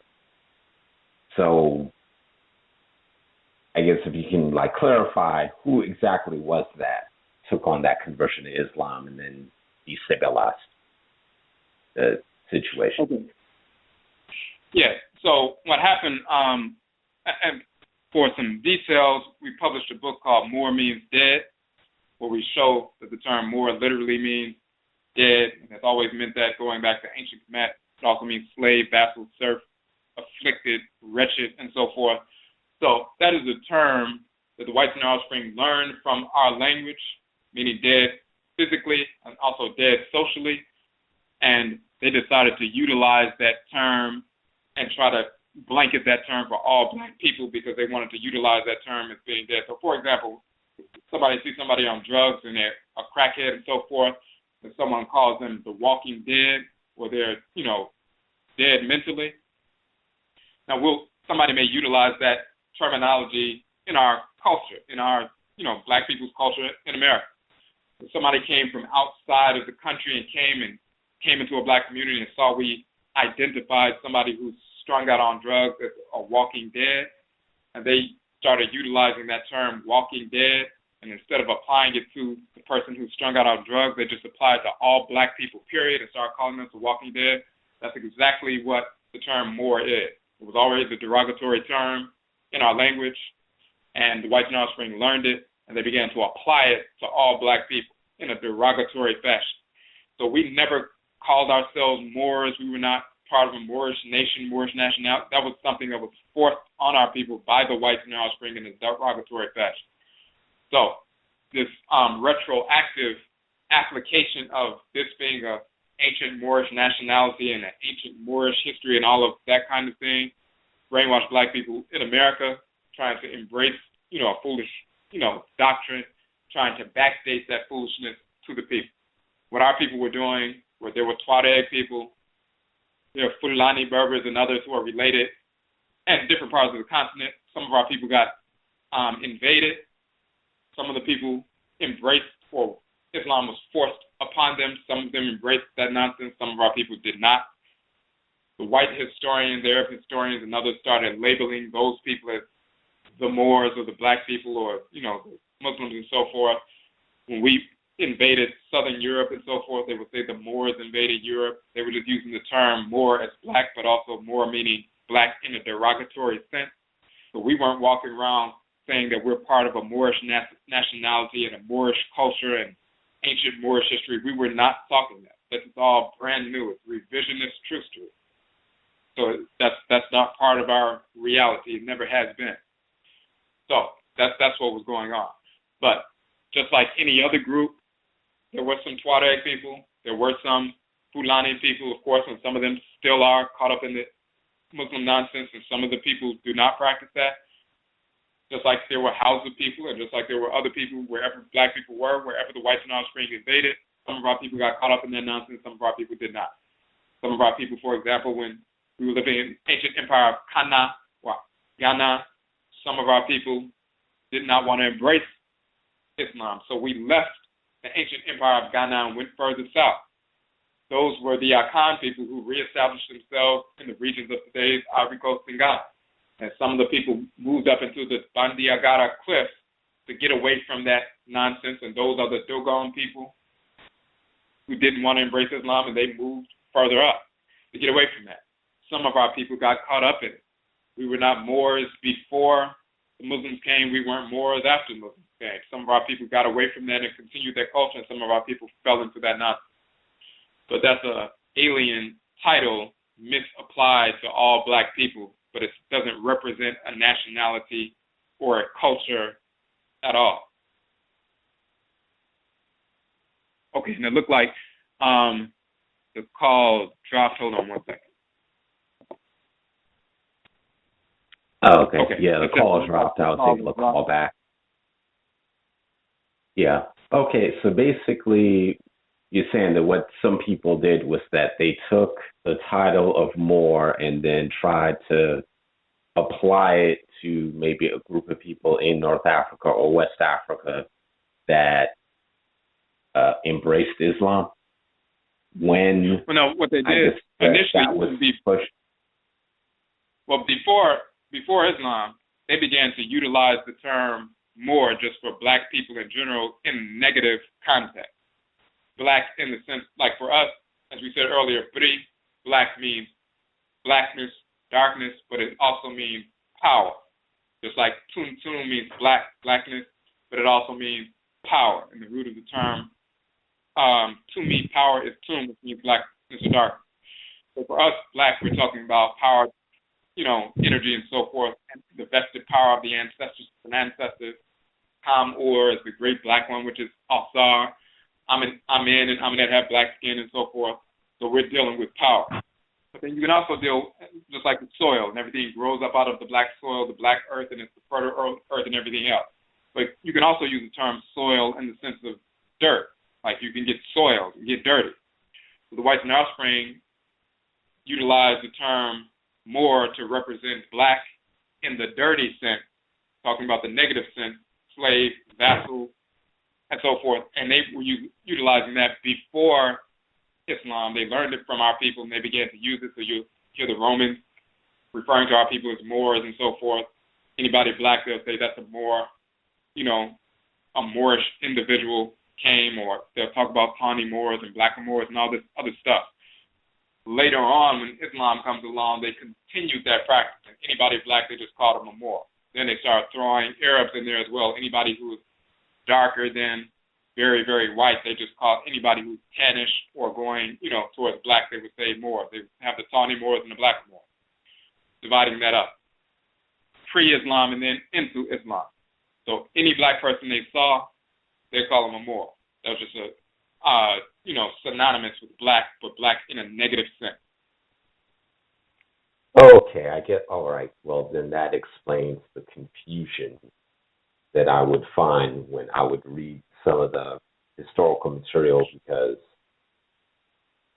like the impression I got, it was like, okay, that there was an association with Islam somewhere, but now that you're saying that the original term they got from us before Islam was being spread in that area, and then they just continued on with using that term. And exactly. I guess adding these other classes of people to that. Exactly. As you said. Exactly. Right.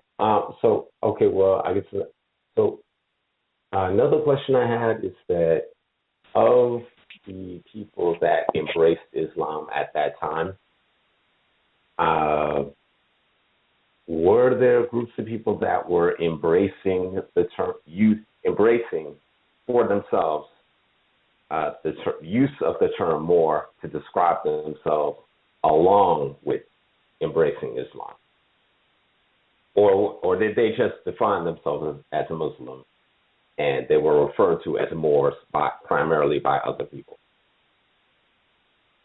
Right. They utilized the term that those who embraced the fake religion and the false culture, they allowed themselves to be called Mohammedans. They allowed themselves to be called Muslims. They allowed themselves to be called Moors because this is what the enemy who was controlling them called it. So just like our people, allowing ourselves to be called niggas by the whites in their offspring, and some of our people are still trying to utilize that now, trying to make it something mystical, which is not, which is foolish. But some of our people are still brainwashed like that, so they will allow the whites in their offspring to utilize that terminology, and they still use it towards one another.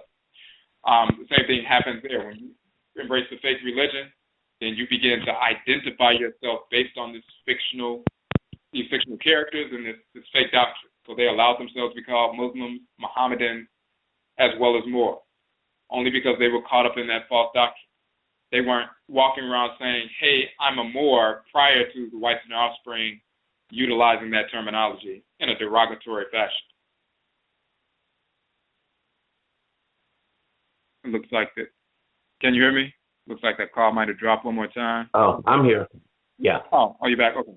Right. Yes, I just wanted to get that clarification because, because I remember just in reading the history, it was like I would see this material that would try to associate the term Moor with various tribes in West Africa, and I was thinking, well, okay, all right, well, if this, because I could see like the possibility of, all right, if they're already identifying with Islam and they're embracing that identity, then they might also embrace these other labels being applied to them as well, especially if there's a drive to try to convert others, to that belief system.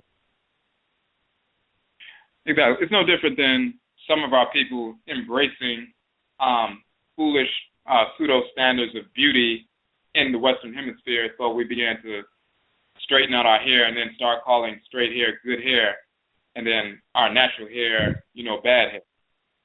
Is it true?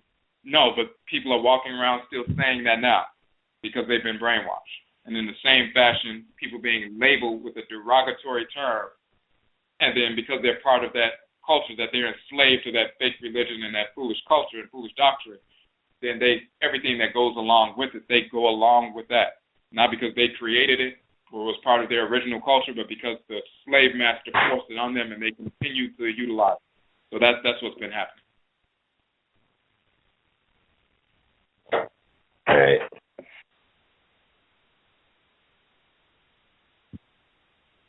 Right. Oh, by the way, and I guess one last question. Now, I remember you making mention of there were two individuals there's one individual that had gotten the title of Africanus after having conquered that particular small area in North Africa. Now, just want to know, was there another individual that had also gotten that title added to their name? As far as Africanus, the other person that that sometimes people mix up with Scipio Africanus, Leo Africanus, but they don't realize these are two separate individuals. And Leo Africanus lived just about 500 years ago, and he was, traveling throughout Afuraitkait, portions of it, and he wrote a book called A History of Africa. And he was speculating on the origin of the name. He was talking about different groups and so forth. And he was named Leo Africanus because he was, writing and traveling throughout Africa. So he's Leo, the one who's operating through Africa, Leo Africanus. So some people make a mistake and assume that they're the same individual. So they begin to interchange their names because both of them have the last name Africanus or title. But those are two separate individuals from two different time periods. Oh, okay. Right. Okay, so we appreciate the call. Mirase? Okay. So, Michio on the phone line, number 2081. Well, my question, you did mention the Berbers, but to be in another topic, I think one particular brother told me, regardless of ancient time or some history, that in regards to there was kings and I think queens that rule eras, that he said that this was said, and I don't agree, but you could probably explain it better, that in regards to invasions, like the Abibirifo, it is they said that some of the queens, some of them that were rulers, that they take on outside their race, which were invaders, into marriage. I'm not sure if this is a logical or sense statement, if that true and historically in regards to some of our people, either content abroad. That's one of my questions. You're talking about in Kamit, did queens engage that process? Either that time or further out, the spread of migration. Because there were still some kingdoms run by kings and queens, either in Kamit or they separated after certain time periods. Now, are you talking about with regard to invasion and people attacking the nation? Did they marry the invaders, the criminals, or are you talking about just people? Yeah, some that's what I'm hearing. Either married the invaders or they would take on, they pick some of these invaders as either let's say husbands or wives, either or. Yeah, that's my question. Okay. So now the only time that would take place is if someone had been compromised. Like that would not be a policy. Like, for example, it wouldn't be a policy or a strategy that, a queen from ancient Kemet, a Khanitu from ancient Kemet is going to marry, some white invader as some kind of strategy to, save the nation. That's always based on somebody being compromised, some criminality taking place. We always recognize the foreigners as spiritually degenerate, criminals, debased. They're in the same category of the unwashed, the mentally ill. So you'll see in certain texts in ancient Kemet, they will associate the Asiatic, the mentally ill, and the unwashed could not enter into a temple, as well as someone who, as a matter of fact, when we talk about when we talk about diet and so forth, we talk about the origin of the prohibition against pork, and we talk about, Heru and how Set took the form of a black hog and shot Heru in the eye, and his eye swelled up, and then he had to be healed and so forth, and then Black Hog was an abomination to Heru ever since, and that swelling of the eye has to do with the, parasite that when people eat raw pork and so forth, it goes to the eye and it causes swelling. And in that regard, there's one particular text talking about people who can enter into a temple, into a sanctuary, And people who are banned, people who are, eating pork or touching the pig and so forth, the unwashed, the mentally ill, and the Asiatic. So we recognize the Asiatic or the quote-unquote foreigner as an enemy, as spiritually degenerate. They couldn't even enter into the temple because they're criminal, they're spiritually disordered. So we would never fuse with them or engage in sexual activity or marry any of them unless our people were brainwashed, suffering, compromised, defeated to some degree mentally or physically and so forth. That would never be part of the policy or acceptable to our ancestors and ancestors, to the population, to the Abosom, ever on any level. Okay. And another thing, I find it interesting with the so-called Israelites. They always shout this notion about the man carries the seed, and it said a lineage is determined by this, I guess, the man. I'm not sure what type of nonsense that has to play in regards to bring back soul, because if it said that people, let's say our people, go on Dabra and is prohibited not to even go outside the African male-female circle, parasites, how is it that it makes sense that someone say that they can go around outside it and still think they're going to produce an ancestor from their side, when they know it's, I would say, a 50-50 thing in regards to either come for either the man or woman? I'm not sure if I could clear up, make sense for a proper clarity in that. That's my other question. No, I just said so. Yeah, so of course, anytime somebody who identifies themselves with a fictional group of people who never existed, the Hebrews or Israelites, whether they combine the terms or separate the terms, there was no such people. They have no knowledge of culture. They have no knowledge of spirituality. They have no knowledge of real religion. They have no knowledge of identity at all. They're just clowns. So they can't possibly speak on what constitutes identity on any level. They should be dismissed summarily.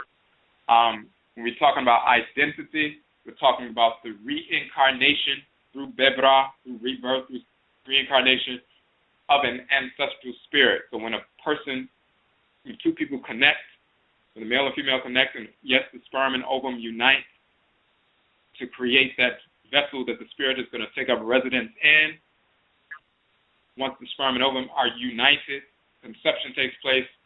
What spirit enters the womb of the female where she feels that spirit come inside of her, and she knows right then that she's pregnant because she can feel that force come inside? Where did that spirit come from? It's either one of the ancestors or ancestresses of the man who has been with him ever since he was a little kid, before he even met the woman, been guiding him ever since he was a child growing up, and that one of those ancestresses or ancestors was drawn into the womb, or is one of the ancestors or ancestresses of the female that's been with her ever since she was a child before she ever met the man. It's one of her people. So it's either one or the other. And that can be determined through our ritual practice, and we can find out exactly who's who. And for us, it's important to know who's who for a number of reasons, because it has to do with, dietary taboos and social taboos and ritual practices and what kind of ritual practices they need to engage in, what their divine function in the world is. So through our ritual practices, we can determine that, conclusively. But they can't give you that kind of information in that kind of, faith religions. They don't have that kind of knowledge to be able to determine who's who, and then once you determine who's who, how to, help cultivate that spirit based on who they are and what blood circle they came from, what their function in the world is. They don't have that kind of knowledge. They don't have that spiritual technology in those pseudo-religions to identify that, determine that, or, cultivate that. So for tonight's show, the readings that you go in, is it a separate article or the in already on the 17th publication in regards to Berbers? We're publishing a separate article specifically detailing what we summarized tonight. Some of the information is in the book Afuraitkait, the origin of the term Africa, but it's more like an introduction. Okay. But with regard to the cosmology, with regard to the linguistics dealing with the Western Akanu, the Western Libyans and so forth, the Akan of Libya, and the, blue cloth and everything else. We're going to detail all of that in the article. We'll have it out this week. We just wanted to get the information out first before we publish the article, so people can begin to study it and get that information within them, and begin to, contemplate it, but then we'll release the article this week. Okay. Oh, one thing that came to my mind in regards to the Western region we call America. Did Genghis Khan ever came to this region ashore? Because, like, the Native Americans we look at someone look Asiatic. Did he have anything to do with it over this land? Because of he tried to rule certain parts of the globe, but couldn't get into the motherland. So I'm not sure if he came over here and did his dirt over here, Genghis Khan. Okay, so no, he didn't come over this far, but of course, yes, the people do have the, features and, because they are Asians. They migrated from the Siberian region. Even if you look at the Y chromosomal markers for so-called Native Americans who are just Asians who invaded this hemisphere, our people were already here when they invaded, and once they got here, they began to attack our people.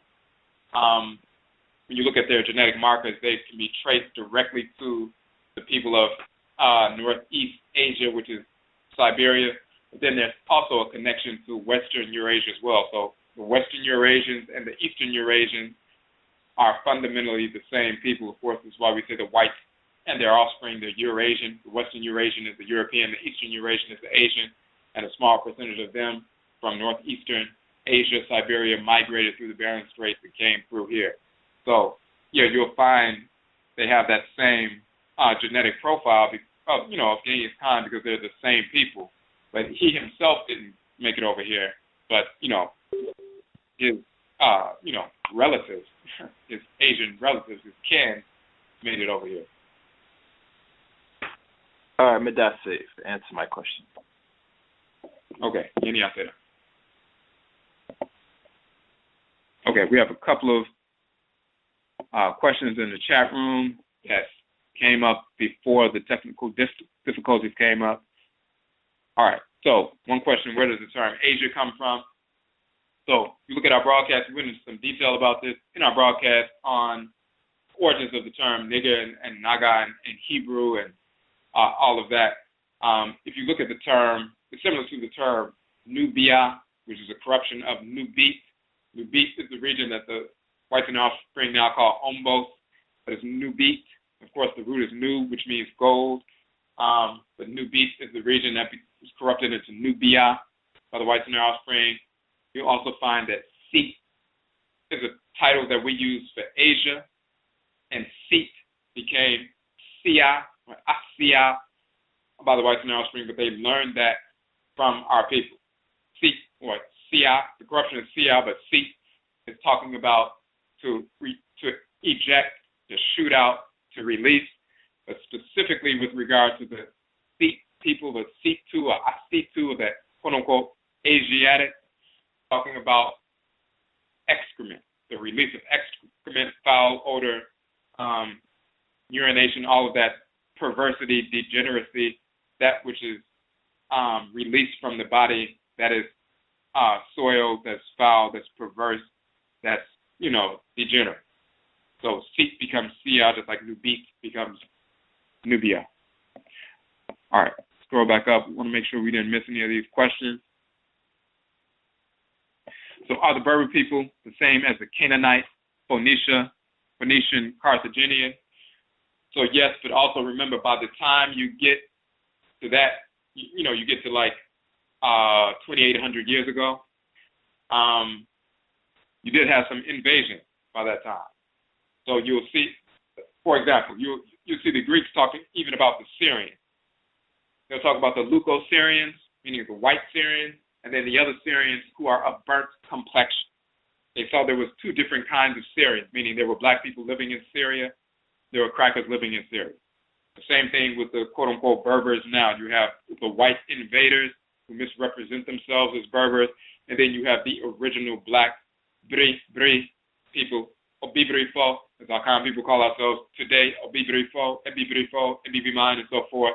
You have the Bri or Bini, the Benben people, the Benben stone people, the black stone with the fire inside, the fire of Ra Natim inside, the burning black stone, the Bri, Bini people, the Berber people. You have them in the region, Hadass, so-called Carthage, and Kanana, which is Canaan. Of course, Kanana is Kanan or Khan, which is the root Khan. Once again, the Khanit people, Khan people migrated from ancient Khanat, Nubia.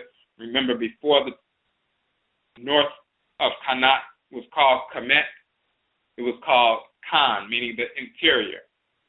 And then later it was called Kamit and Tamiri and so forth. So we migrated through there, went up into the so-called Near East, and established Khan civilization or Khanat civilization, Kanana civilization, so-called Canaanite. And then, of course, moved to the west and Akkad civilization, Akkadian, which is Akkad, same civilization.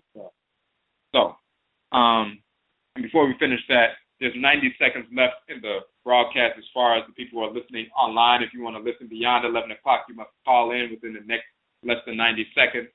Call in number 657-383-0635, 657-383-0635. You have about a minute to call in because it will cut off online, but the people who are on the phone line will be able to continue to hear.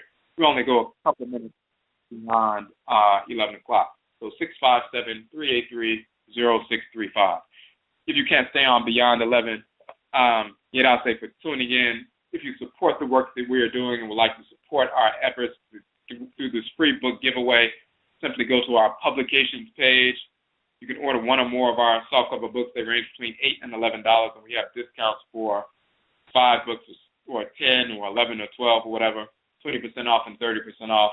So that would greatly assist the work that we are doing for these free workshops and presentations coming up in D.C. this weekend and Georgia next weekend. Okay. So let's get back to some of the questions. I want to make sure we didn't miss.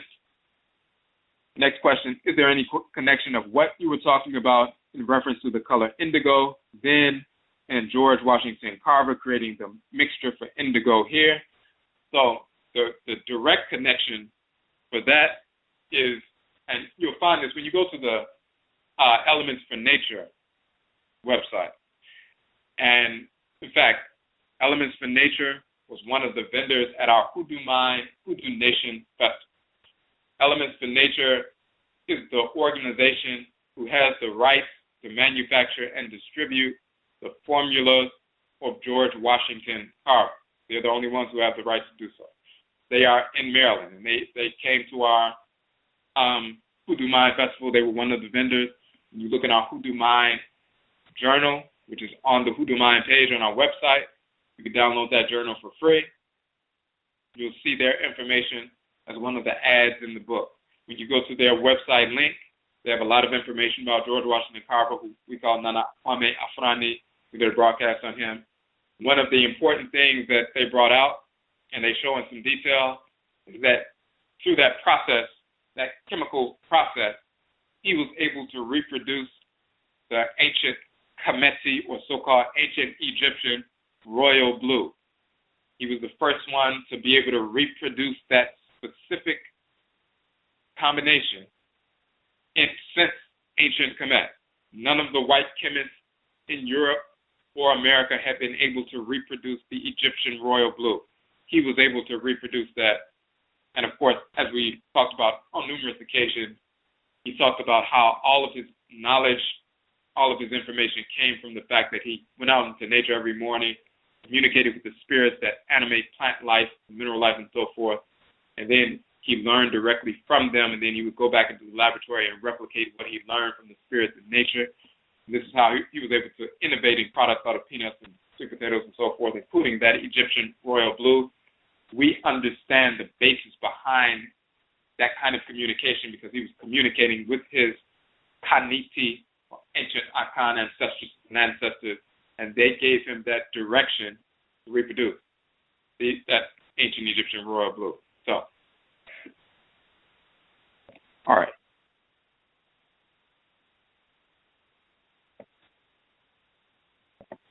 Okay, so let me go quickly to these.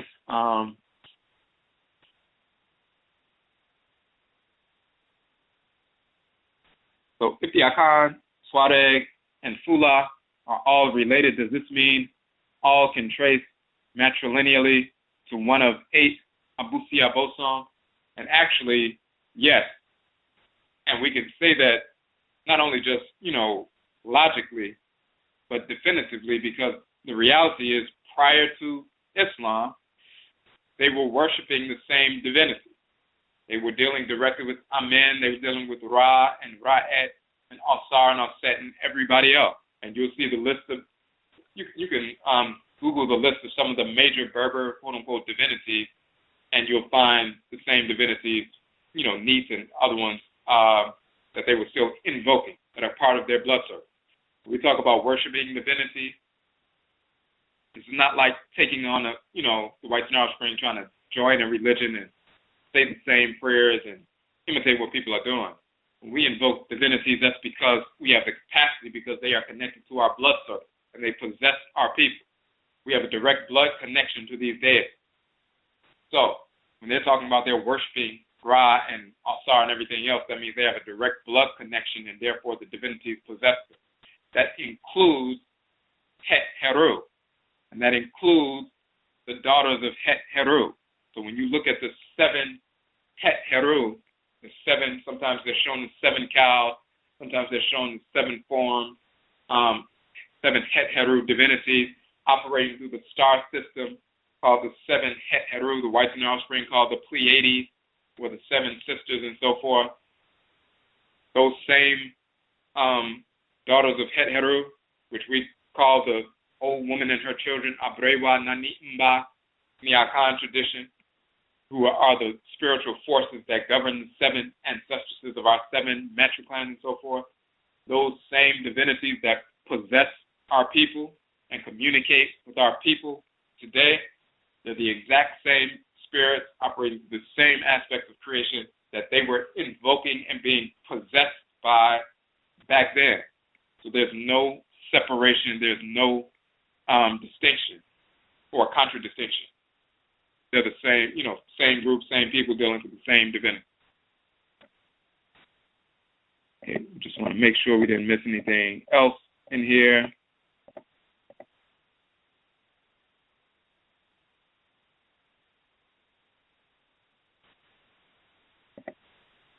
Okay.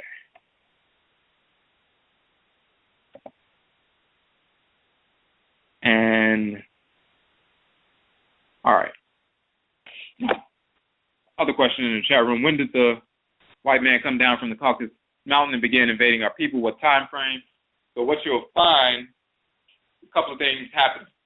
Archaeologically, you'll notice that after the end of the last ice age, then they can begin to move around more freely.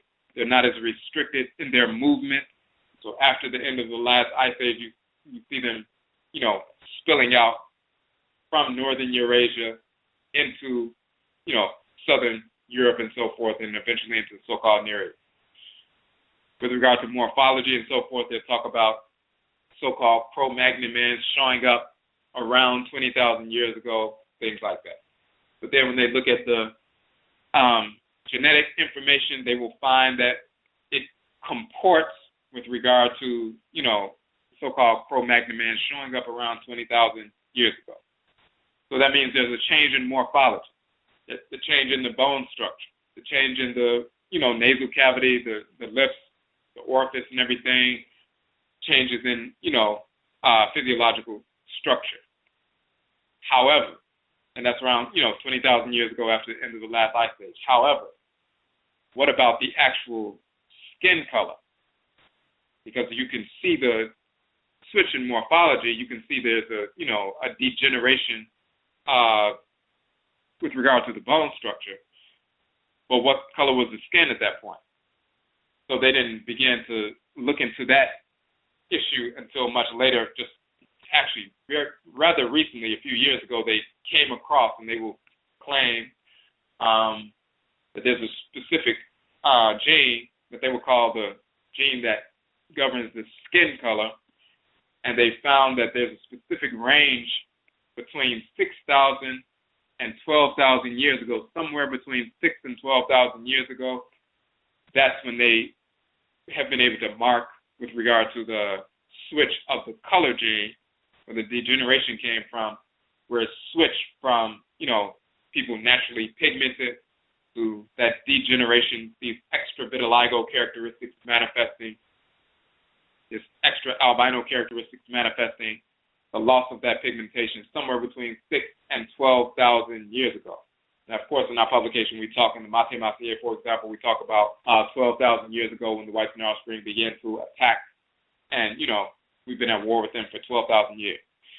A few years after that, the whites and offspring came out with the information about them discovering the color gene, and it has somewhere within that range of 6 to 12,000 years.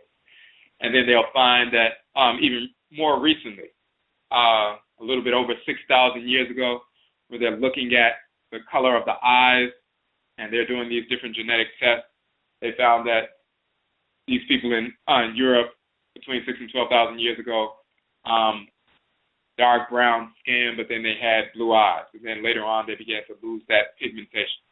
So it's about 12,000 years ago, around that time frame, when they start spilling into southern Europe, where our people were populated. So they were up in northern Europe, caught up in the Ice Age, trapped in that region. But then once the ice begins to melt in, they began to go towards southern Europe, where some of our people were, into the Near East, and then into North Afuraka, Afuraitkait. So that's around that time frame, about 12,000 years ago. There's another one. Can all Africans trace matrilineally to one of the 8 Abusi Abosom, or is it just some? Now, we want to make a distinction. There's a difference between the Abusi Abosom, and that simply means the Abosom of the 7 great master clans in Akan culture. There's a difference between those deities, which is, the 7 Het Heru, these 7 female divinities. But then you have 7 ancestresses, which are, literally our blood relatives, who are governed by these divinities. Now, Akan people can trace their blood circle back to these 7 females, but those 7 females are governed by the Abosa. Now, everybody, all black people are connected to the forces of nature, and every group has a name for those 7 Het Heru. Whether they're Yoruba, Akan, or anybody else, everybody has a name for those different divinities. Het Heru is, she's called Het Her in ancient Kemet. She also has the title Fait.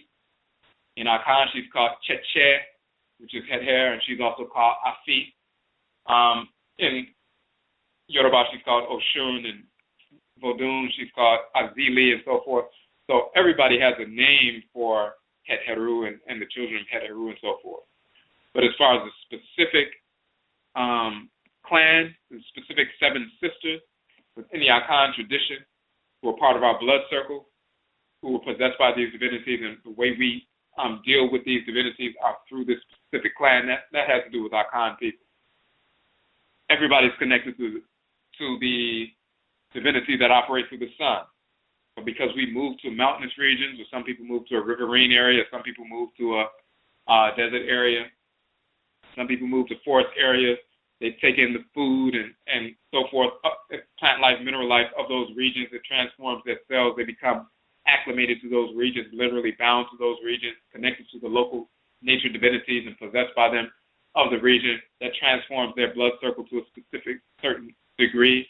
So when they have children after that, the children are resonating at their original frequency plus the added energy of the local nature divinity that possess their people and transform their blood circle, the kind of food that they're eating. So they become nuanced and particularized to a specific region, connected to a specific abosom, and the way that they operate and align with the major abosom is slightly different than the other people somewhere else on the continent who went to another region of the earth and ate the food and, plant life and mineral life of that region and connected with the local nature spirits of that region, transformed their blood circle to a certain extent, and now the way that they align with the great major forces in nature is slightly different. They're aligning with the same forces, but it's slightly different based on where they've migrated, what they've been through, how they incorporated energy into their clan, and so forth. So that's the difference between the 7 ancestresses in Akan culture. Yes, they're connected to the 7 Heru, but the way we deal with the 7 Heru is different than the way the Yoruba people deal with it, or the Fon people deal with it, or the Basa or Fula people deal with it. Based on where they have been, where they have migrated, and what has happened with them over thousands of years and how they've incorporated things. Some people ate some food and became sick, and they developed a tolerance, and now certain foods are taboo for them, where some other clan, they never went through that, so they don't have those taboos. So it's based on what has taken place within our clans intergenerationally and transcarnation. Okay. So it looks like that was questions, I believe. Okay.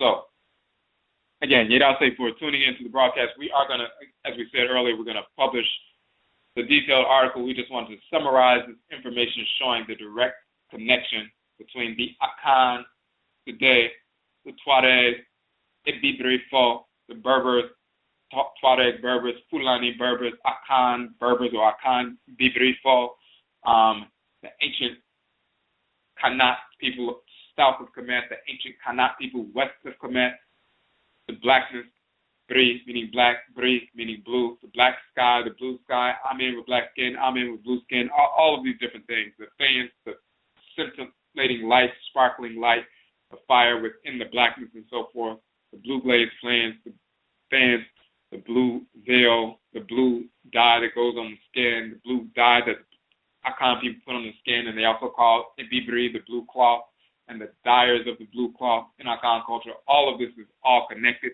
all cosmological.